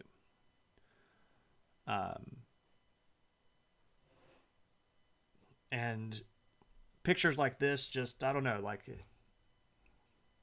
I don't know, this kind of gets me sometimes. If you go to the Holocaust Museum, one of the exhibits that they have is a really big pile of shoes, and it's quite large, but it's in this room, surrounded by photos of people who died during the Holocaust, and it's a very moving room in the Holocaust Museum. Yeah, it's specifically designed to dehumanize them, because if you made it into the camp, you were no longer a human. You were less than human. You would work in the camp until you got to the point where you're going to not be able to work anymore, and then you would be sent to the gas chambers. And during the height of the Holocaust, some of these big gas chambers were capable of killing 6,000 people a day. That was kind of like the running average of how many people they were able to kill per camp per day.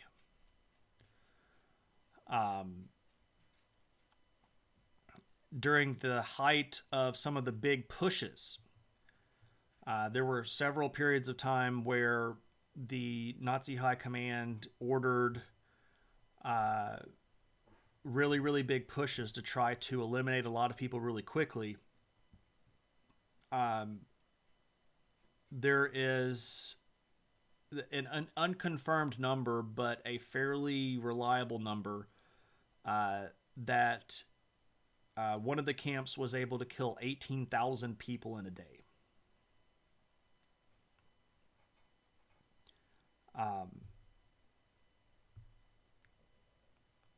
That's just astronomical numbers of people, right? And so these people were loaded into these big rooms. They were gassed until they died. And then the back door to the room would open, and other Jewish workers would be tasked with pulling the bodies out and throwing them into gigantic blast furnaces to destroy the evidence.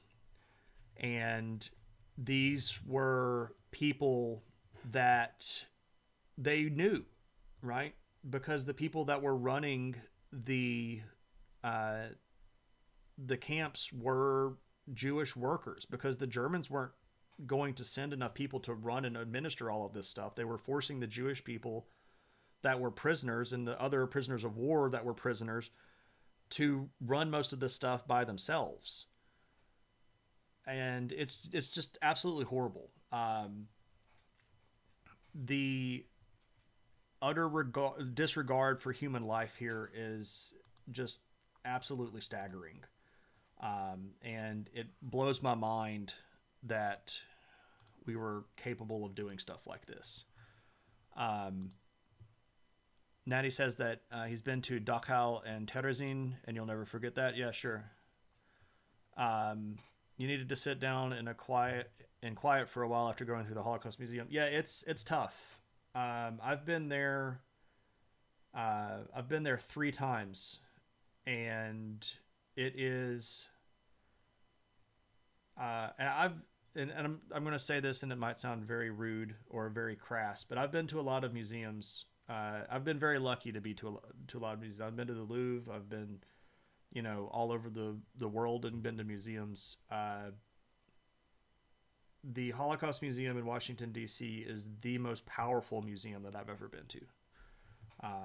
It's not the biggest or the one that has the most wide variety of material, but if you want to have an experience that's going to change your viewpoint and make you feel something while you're learning about something, the National Holocaust Museum in Washington, D.C. is the most powerful museum that I've ever been to. And I would encourage everybody that can get to it to go to it. I understand that not everybody can travel, and it's it's tough economically to do pretty much anything right now. But if you can get there, it's worth going. There's an excellent novel called War and Remembrance by Herman Wouk that talks about this stuff. Yeah, there's an inordinately large amount of writing about this stuff, which, again, is very disturbing that we kind of, as a culture, somehow managed to forget that this happened and how bad that it was. One of the most famous books about this is by a Holocaust survivor named Elie Wiesel, and he has a series of books, but the first one is called Night, and it's basically his firsthand account of being rounded up and sent to the camps and stuff like that, and it's a very powerful book. Yeah, so we have all of these camps, and they're running. By the time that the war starts to turn against the Germans, they're going to start recognizing that it's going to be very bad if the Allied forces find these camps, right? If people see what they've been doing, it's going to look really, really bad for Germany. So they start trying to ramp up killings. In some cases, they try to dismantle certain camps that are closer to the fronts and move them towards the center. They start hurting people through basically these contraction movements where they'll have these really tough deadlines where you've got to have your camp emptied by X day and all of your material moved to this other camp by 2 days later, because they don't want these camps found. There had been enough data and information that had gotten out of Germany that pretty much everybody knew that these camps existed, and pretty much everybody knew that the Germans were carrying out systematic attacks against prisoners of war, and specifically Jewish people, and again, Romani people, and people that were, again, like anybody that was homosexual or not heterosexual, or anybody that was Slavic or Polish, or, I mean, Polish people were Slavic, but you get what I'm saying, like anybody that wasn't the German good people that they wanted. We knew what was going on. The Americans knew what was going on. They just didn't want to do anything about it, or they couldn't do anything about it, or they didn't do anything about it. There's a lot of potential finger pointing here at how much of this could have been prevented.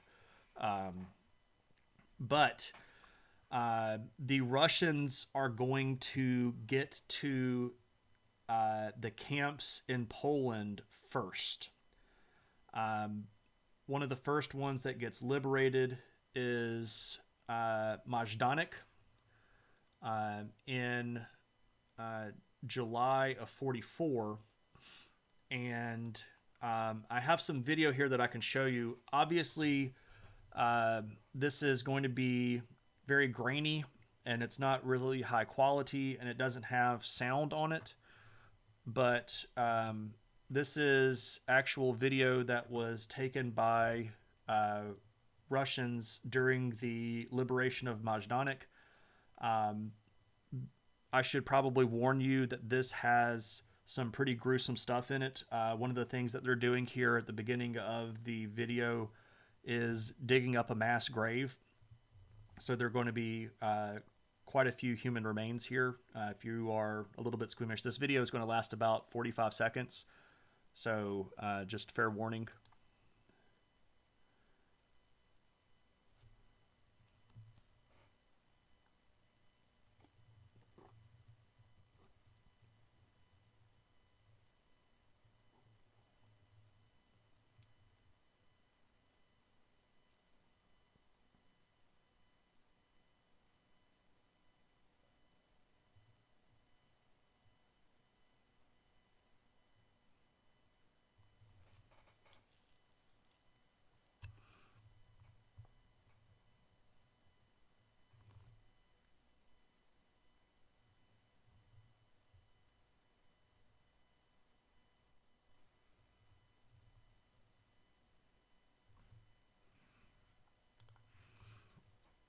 So obviously that's pretty tough.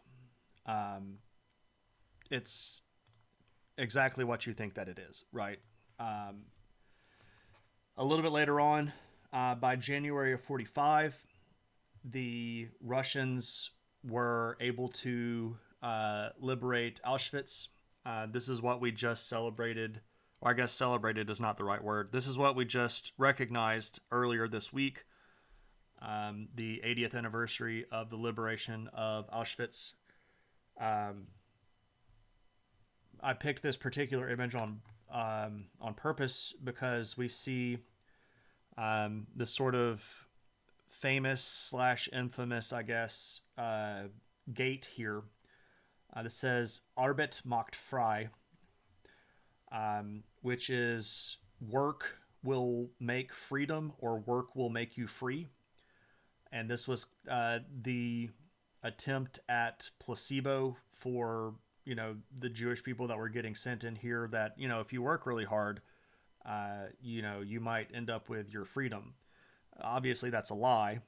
And obviously that didn't happen at all. But that is, that's absolutely what happened. Now, by the time the United States and British forces start pushing from the other side of Germany, they're actually going to liberate a lot of the original work camps. So again, work camps like Dachau were not designed as extermination camps like the ones in Poland were. The camps in Poland, again, like Sobibor, Treblinka, Auschwitz, Kelmno, those were where the industrial killing stuff happened. The prison camps and work camps that were in Germany were designed to work people to death, but they weren't specifically designed at mass murder like the gas chambers and furnaces at something like Auschwitz were. The Americans are going to be responsible for liberating several of these. And what's really important here is that Eisenhower, so this is Dwight Eisenhower, who goes on to be president of the United States, he recognized the reality of this situation. And one of the things that he ordered and even went to go see himself was that he wanted people to videotape these things. He wanted video recordings of these camps. He wanted video recordings of the evidence because he was a bit prophetic. He said that one day people would not believe that this happened. And he said that because he was seeing the devastation and the death. And his interpretation was people won't understand how bad this was. He never thought that people would deny that it ever happened, period. He just thought that people would go, oh, yeah, that was pretty bad. And they wouldn't get how bad it was. But here we find ourselves today, as several people in chat have referenced, where with people that literally say that it didn't happen at all. And I hope that in some small way the stream tonight has helped set that to rest. Not that, the 30 or so people probably watching my chat right now are going to go out and change the world, but it's very, very evident that this happened. So I'm going to show you some video here of the liberation of the camp Dachau, and again, this is in Germany. This is it's fairly rough. There's going to be some stuff here that's hard to watch, but this video is about 50 seconds long. So if you want to just kind of do something else for 50 seconds, here we go.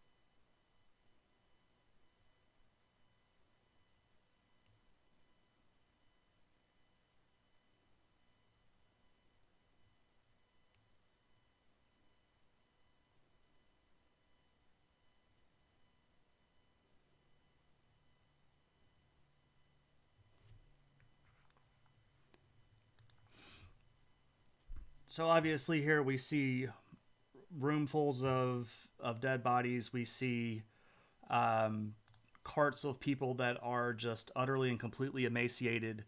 Uh, People that had been starved to death. Some of the people that were allowed into the camp were let in to try to find uh, their loved ones that they knew had been transported to the camp, and they, you saw them walking out because they had recognized that their loved ones had died. Um, Pretty obviously a horrible situation. Um, but some of the worst stuff that I can show you is what I'm about to show you. There was a. This is the liberation of Mauthausen, which again was a concentration prisoner camp in Germany. Um, this was filmed by United States soldiers who were again tasked with giving video evidence of this stuff. There's some pretty brutal stuff in this one, so just again be aware. This one's about a minute 45 long, so we'll just let it play. But again, this is the liberation of Mauthausen.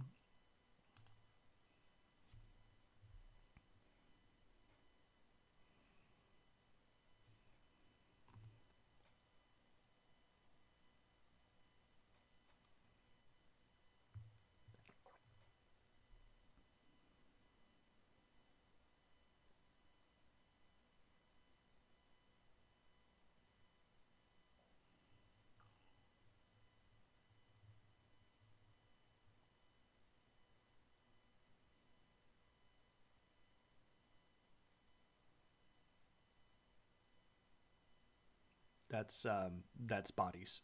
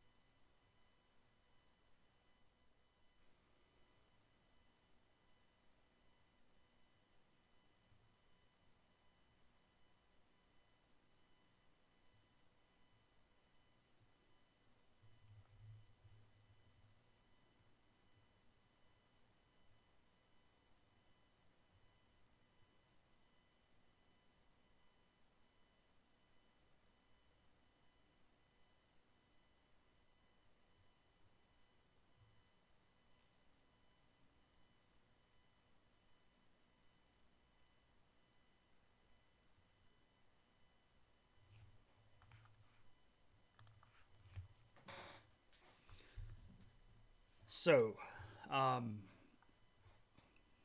obviously, that's pretty stout stuff.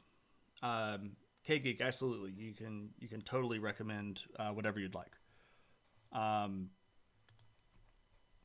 Ross says that's why your Opa never attended funerals. The piles of bodies he saw in the camps when he was 10 to 15 years old were all of his friends. Yeah, um, I suspect that that had a massive impact on him and everybody that survived that. Um, so again, over the course of um, the Nazi regime, what are we looking at? We're looking at 6 million Jewish people that got targeted and killed.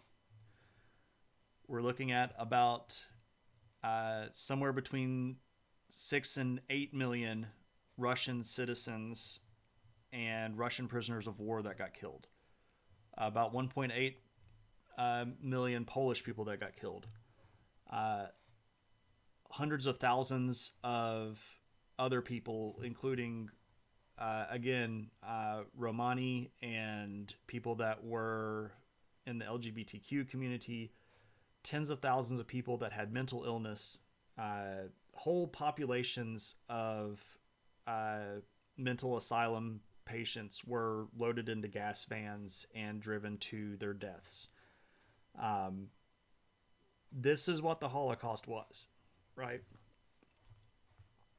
And we need to remember this kind of stuff because if we don't remember this kind of stuff, it's easier for this kind of stuff to happen again.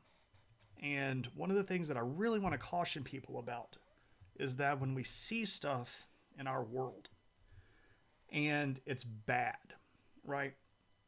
And just to be for real, Natty, I mentioned that. A lot of those people from Russia that I mentioned, like the 6 to 8 million Russian people were like communists and people that were they targeted 80,000 Freemasons just because they thought that Freemasons were evil, right? Uh, I'm not trying to downplay anybody's individual statistic just because I didn't cite them specifically, but it's again somewhere between 16 and 17 million people. Sci-Fi, thank you so much for the subscription. So Cave says this is about Vladislav Schlingel, is known as the ghetto poet. A lot of his poems were about the Holocaust. If you scroll down a bit, there's a translation from the original Polish to English of his poem, A Small Station Called Treblinka. Cool. I'll pop that open and I'll give that a view after the stream. So I know that there's a lot of stuff going on today. And I know that there's a lot of stuff that's bad that's going on today. And I know that a lot of people today are getting very free and loose with the phrase Nazi. And a lot of people are getting free and loose with the phrase concentration camp. And I'm not trying to say that we should not be alert and aware of our surroundings. And I'm definitely not saying that we should not call out bad behavior, right? I'm also not saying that people that are open, avowed Nazis should not be faced with social consequences for being that. What I do want to say is, if we're going to call somebody a Nazi, or if we're going to say that somebody's going to get sent to a prison camp or a concentration camp, we should be very careful about what we're actually saying. And while it's absolutely our duty to look out for everybody in our community, and we should absolutely 100% treat everybody with basic human dignity, and we should respect the rights of people, and we should make sure that nobody is getting abused by corrupt and evil systems. If we just go running around calling everybody a Nazi, it kind of diminishes the real Nazis. So we should be really careful when we're going to call somebody a Nazi. Right? Because this is what the Nazis were. And we should be really careful about looking out for actual instances where real stuff is happening. And we should be very careful to keep our eyes open for progressions of things that can lead to stuff like what happened in the Holocaust. But at the same time, not every bad thing that is done by bad people is fascist. And not every bad thing that happens is because a Nazi did it. A lot of the stuff that's happening right now is actually completely legal. That doesn't mean that I like it. It doesn't mean that I support it. But a lot of the stuff that's happening right now is completely legal and being done 100% within the reins of the remits that we have given to certain members of the government. We need to be careful about how we're addressing things. And we need to remember that there are real Nazis out there. And that there are real people that really do want to do stuff like this to people. But if someone is just being a moron, or if somebody is just showing off for the camera, we need to be careful about how we address that situation, right? Because that has an impact, and that calls back to this stuff. And if everything that we don't like is fascist or Nazi, it diminishes real fascists and Nazis. And those people will get away with more because we've basically desensitized the world to what it actually is. And I'm not trying to scold anybody. I'm not trying to make anybody feel bad. Unless, of course, you are a fascist or a Nazi. And in that case, I hope that I'm exposing convictions to you and showing you what the people that you claim to be a part of actually did. Right? So, this is never a fun topic to talk about. I used to have to teach this all the time in class. I haven't taught a World Civ 2 class in quite some time, but these are never days that I look forward to. But it's stuff that I do because it's important, and we need to know these things, and we need to recognize what actually happened, and we need to be aware of this stuff because there's no guarantee that some humans won't do stuff like this again unless we make sure that it doesn't happen.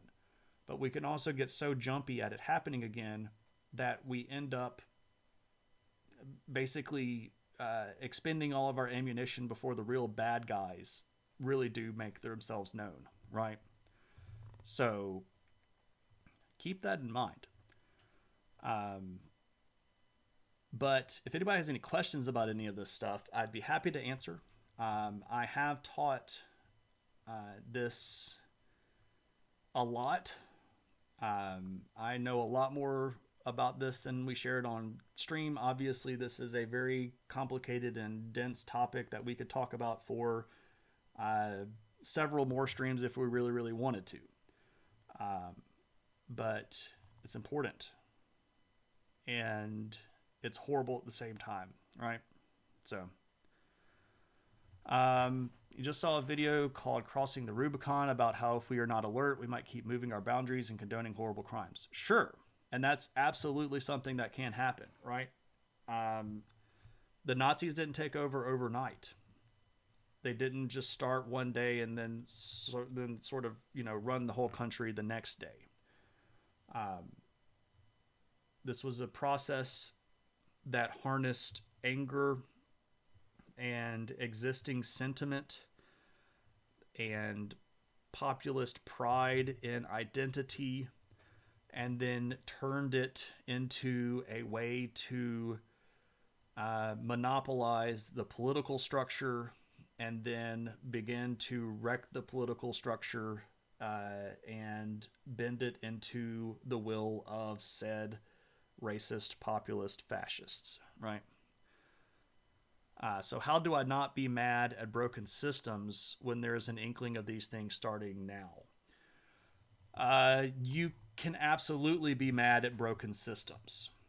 And you can absolutely be mad at the results of votes.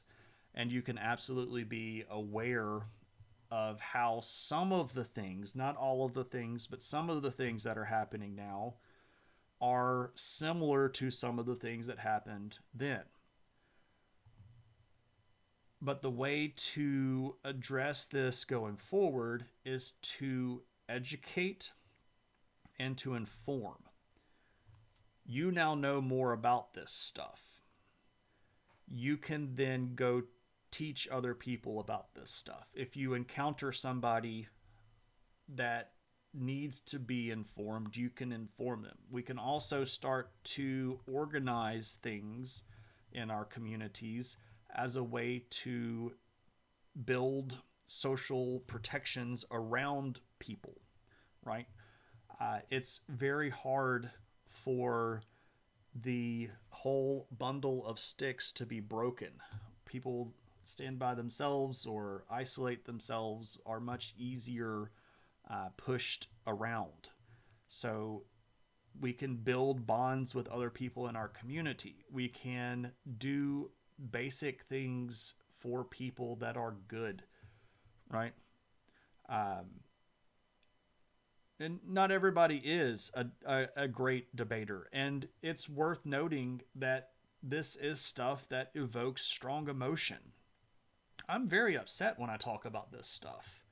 I will have a really hard time sleeping tonight because I have spent the last 2 days collecting this information in a way to display it on stream, and it's in my head, right?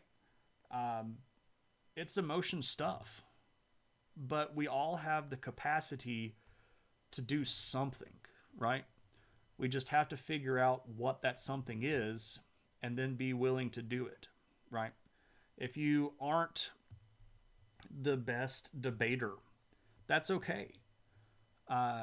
But you can learn specific things to point to and say, I don't know if I can explain this very well, but here's a source that can. And you can point people to like the website for the United States Holocaust Memorial Museum, which is where all of these videos are located, by the way.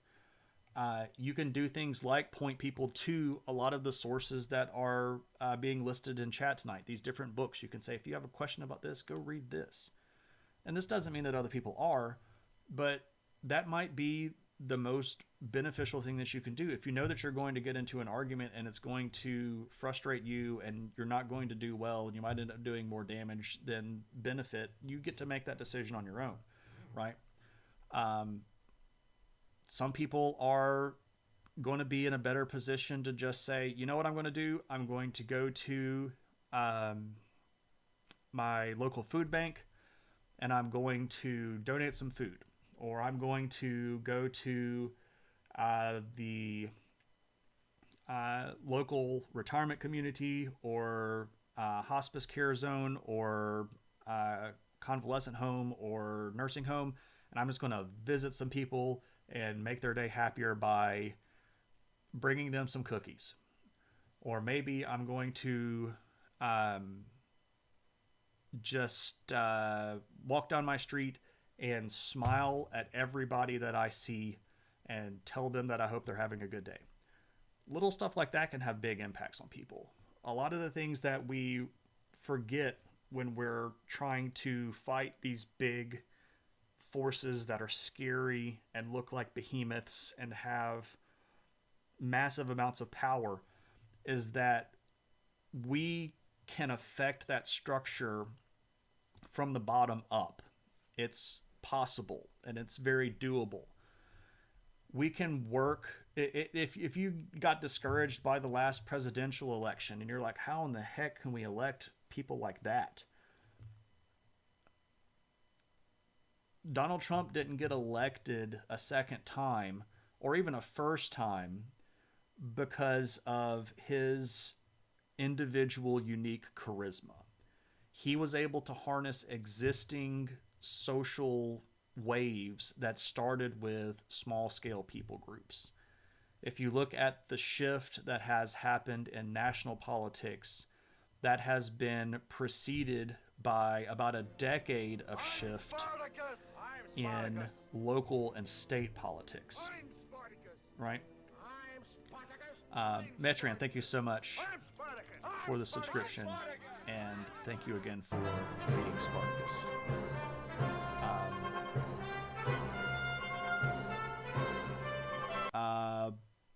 Pandre's time, or P. Andre's time. I'm not sure exactly how I'm supposed to say your name, but thank you so much for the follow, and welcome to the adventure. So what I was saying is, if you feel like your vote didn't count or that you've been beaten down by the big system, don't forget that you can affect local politics. Your vote counts much more by percentage in local politics than it does in nationwide politics. You can help local people get elected that represent your views. In a lot of these races for local political leaders, the vote counts might be in the single digit thousands, right? And you going door to door to get a council member for your city elected or a supervisor for your district of the county elected can be the first step in getting that person then moved into a mayor position or a governor position or a state senator or a state representative. And if we put those people in place on the small scale, it will start to affect the big scale just by changing the makeup. Look at how many states have already started on a state level to establish safeguards against what they know might be coming from a federal level, because state elections are important too. But if we look at average voter participation in state and local elections, it's usually substantially lower than presidential elections. So encourage people to go vote on a local level, right? Remind them that there is voting being done on a local level. Help them get to a polling place. Help them register to vote. These are things that take relatively little time and very little money in a lot of instances, which means that it's easy for a lot of people to get involved. And don't underestimate the power of the small rocks that fall down that end up creating the avalanche. So don't get demoralized in the face of the big bads. It's easier for them to win if we all retreat to our corners and then try to fight them off one by one. What we should do is follow, and I haven't shown this in a long time, but we have an official fortune. I got this in a fortune cookie like 4 years ago, and I thought that it should be the official fortune of the stream. And I haven't shared it in a while, so many of you may not have ever seen this before, but this is the official fortune of the stream. Focus. We all have a lot more in common than it seems.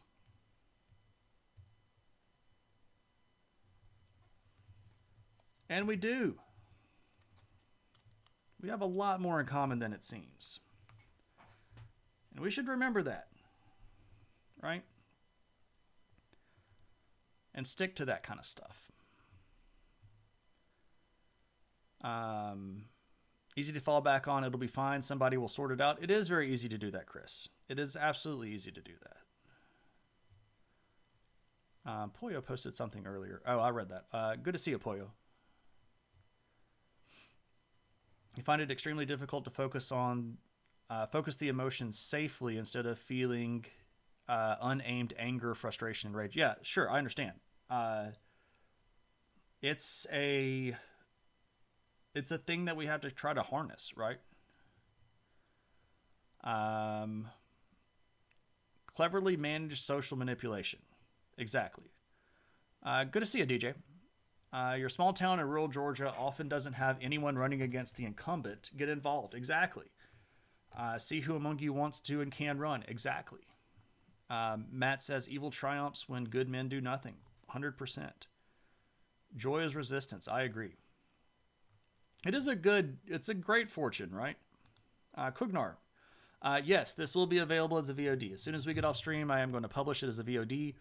And then I'm probably going to do a little bit of editing here or there. And then it will be exported to my YouTube channel probably no later than Sunday. But I'm going to have to, do the whole thing and fiddle with it and stuff like that. So that's the plan.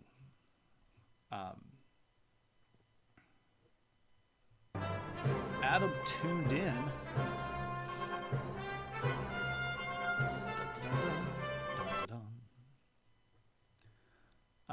Adam, thank you so much for the follow. So this is really interesting, and I don't know if what I'm saying is causing this or if it's just the way that it goes. But at the beginning of the stream, I had 1,299 followers, and then I went up to 3,002 followers. And now I'm back down to 3,001 follower. So I don't know if people are just unfollowing because of the content or if they're just rolling off because Twitch will eventually roll people off if they don't show back up. So thank you so much for the follow. Welcome to the venture. If anybody has any last minute questions, we're kind of wrapping up, but if you have questions about the Holocaust or if I can say anything to you that will make you feel better about the world that we live in right now, I'd be happy to within my capacity and within the truth. It's almost 4:30 right now. You're going to try to get some shut-eye. Metron, thank you so much for hanging out. I know that it's very, very early in your world, and thank you again for the subscription. I really appreciate that.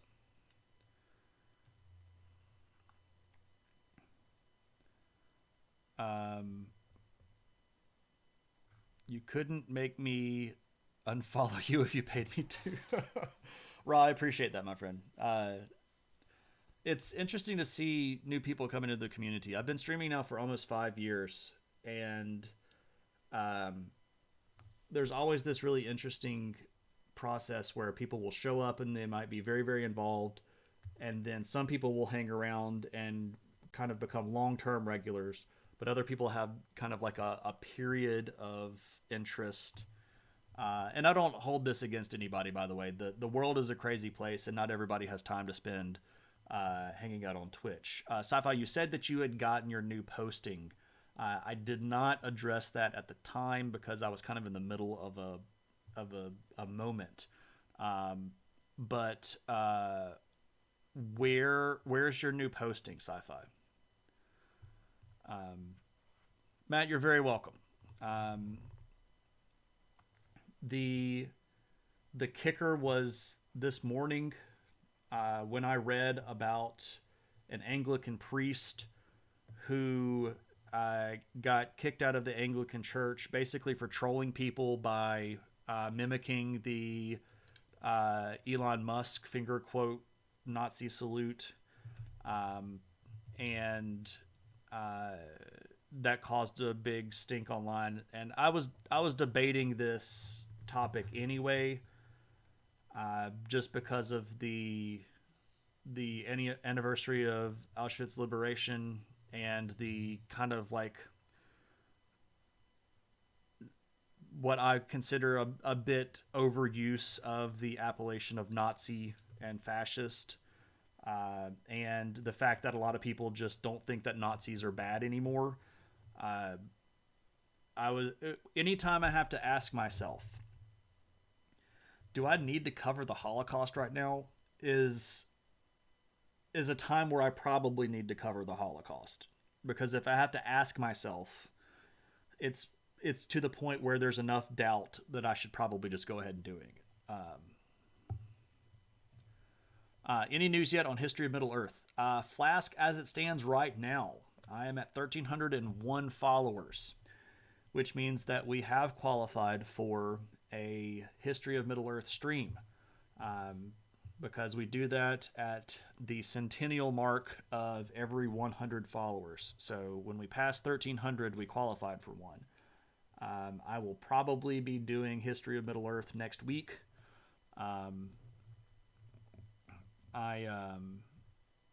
don't know if it'll be Tuesday or maybe Thursday. I've been really appreciating the history of politics and government streams that we've been having, so I like doing those. But we'll see what next week looks like, busy wise. But it'll be pretty soon.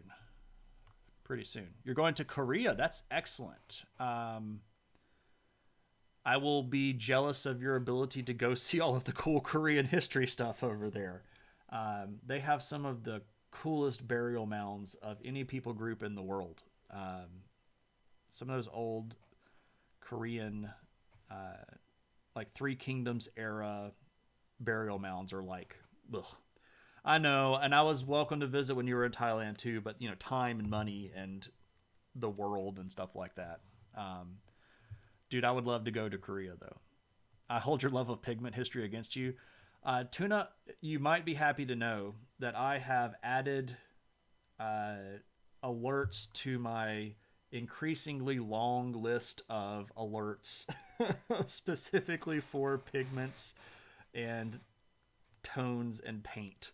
So the reason I get to I post so many of those now is because they pop up in my alerts and my feeds.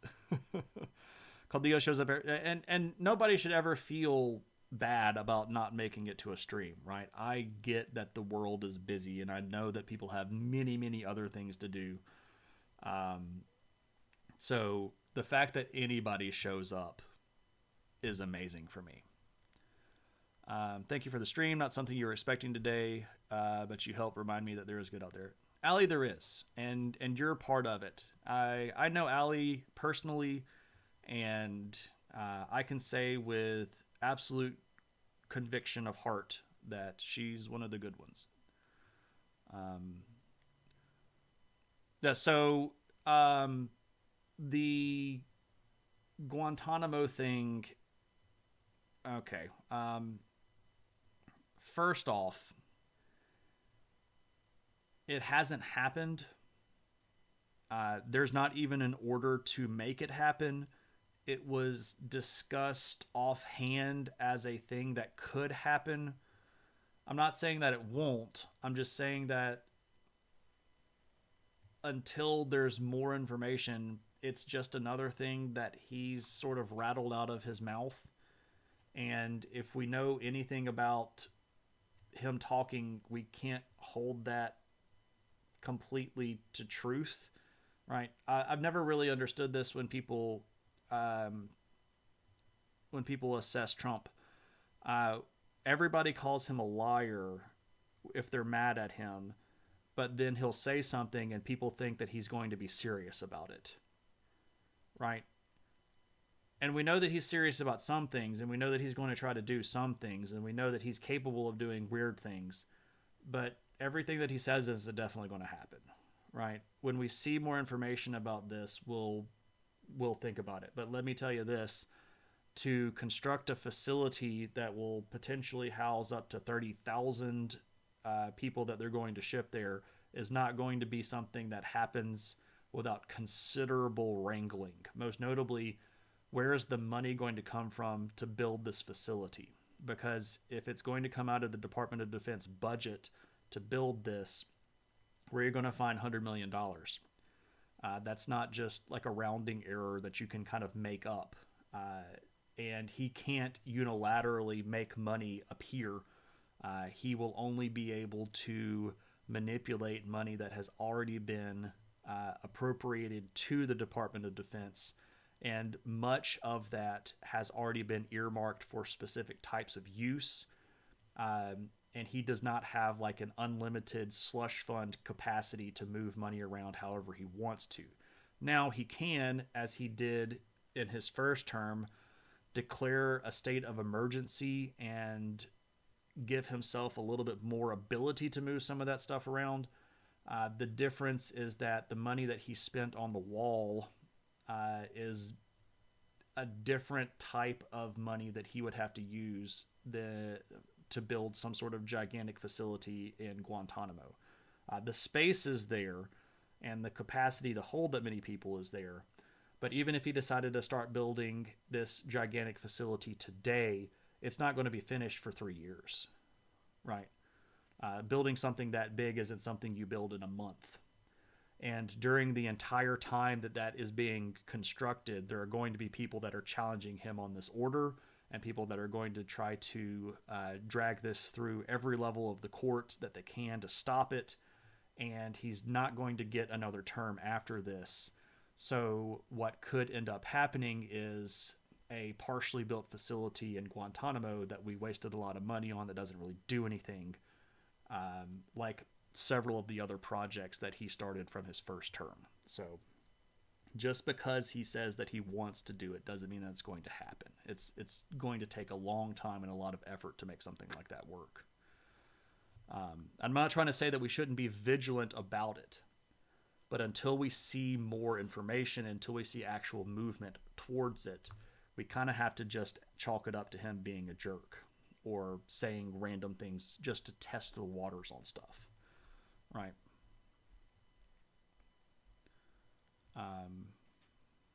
You won't make it to next week for History of Middle Earth as you'll be traveling for work. Kyle, when will you be back? Pigments. Yeah, Tuna has a niche interest in the use of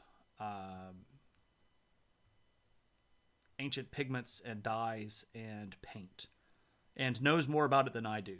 So if people have questions, I will send them to Tuna.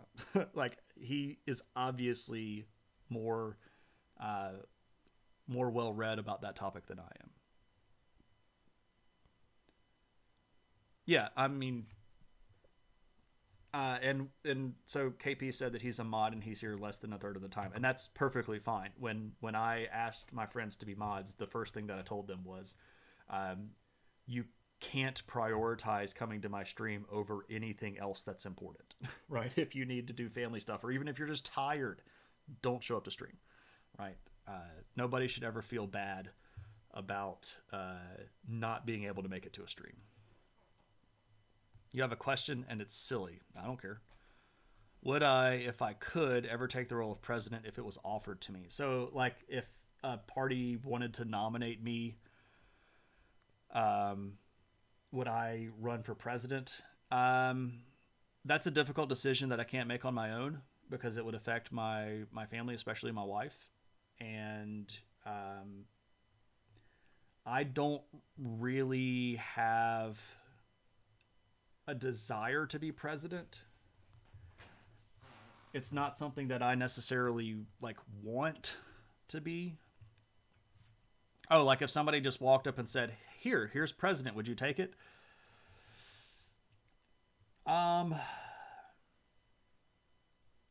If we are assuming that that my wife was cool with it, right?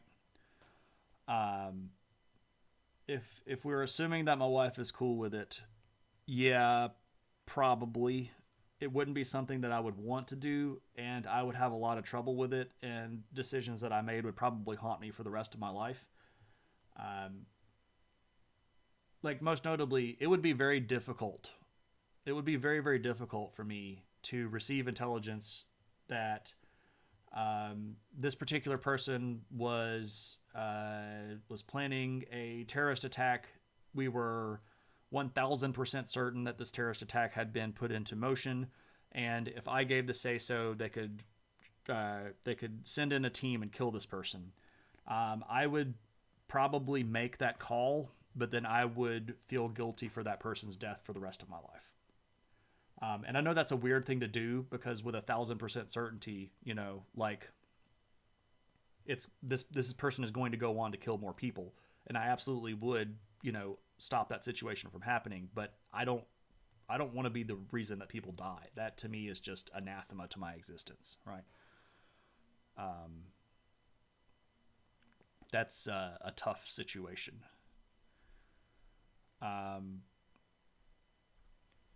Yeah, I appreciate that, KP. Yeah, Maddie, we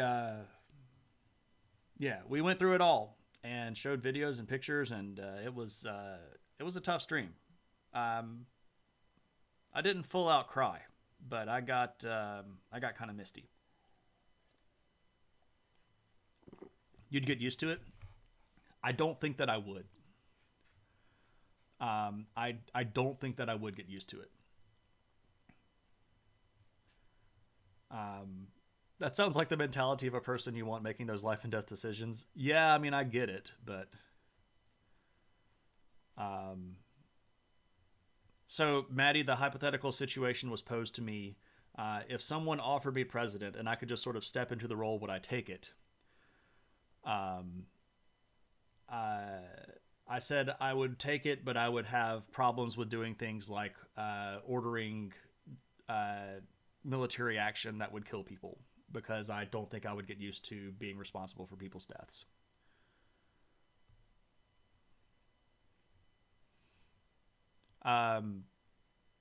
So we showed, when we were talking about the Holocaust, I showed a lot of pictures about the Holocaust and showed some videos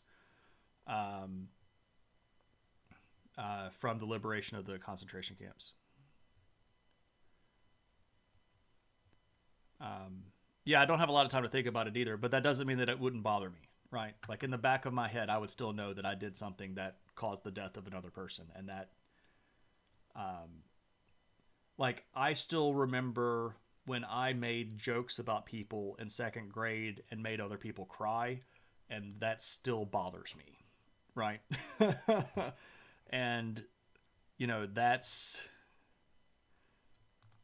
so far different from the level that we're talking about here, right? I refuse to take any position higher than a charge nurse of a unit. President level of responsibility, you'd melt down. Yeah. Yeah, I hear you.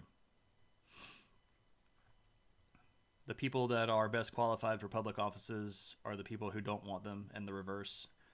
Quite frequently. Quite frequently. And people that are honest and want positions are very rare and rarely ever win because they won't play the politics to get the politics, right? I don't like playing politics. I know how to do it, and I can do it really, really, really well. I just don't like playing the politics. I don't like having to be fake. I don't like having to give half answers. I don't like having to like lie by omission. I don't like having to kiss up to people because I know that I need them on my side. That stuff is just like to me. But you kind of have to do that to be effective.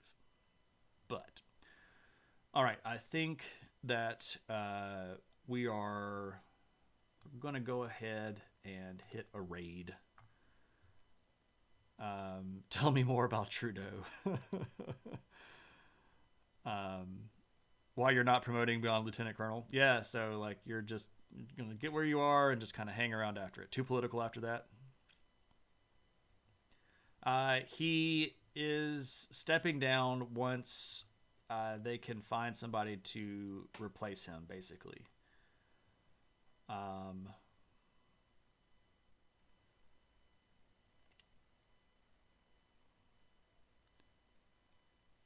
You're very welcome. Where are we going to go? Oh, Infernal is streaming. We haven't rated Infernal in a hot minute. So we're going to go rate Infernal because she's a fellow sociologist and has done work with university level stuff and is a really smart person. And we can go hang out with her stream. She's watching a movie, I think. So we'll just kind of watch a movie, I guess. But say hey to Anne, and when we get in, we'll yell adventure, which is our battle cry. I appreciate everybody coming in, and I especially appreciate everybody respecting the fact that tonight needed to be a little bit more reserved. I think everybody knows that I am kind of a cut up and I like telling bad jokes, and I appreciate the bad puns in chat and stuff like that. But I really do appreciate everybody being very respectful because obviously it was a very hard topic. And thanks to you all. So thanks for everybody that subscribed. Got several new subscriptions tonight. Thanks to everybody that followed. We got some new follows tonight. Let me also make sure that we share the thank you page. You can see people that are supporting me on Patreon and people that have donated books to the giant stack of knowledge that I have. So thank you, everybody. And let's yell adventure, and we'll go see Anne. And hopefully I'll be around this weekend for some model building, but we'll see how it goes. But until next time, everybody, take it easy.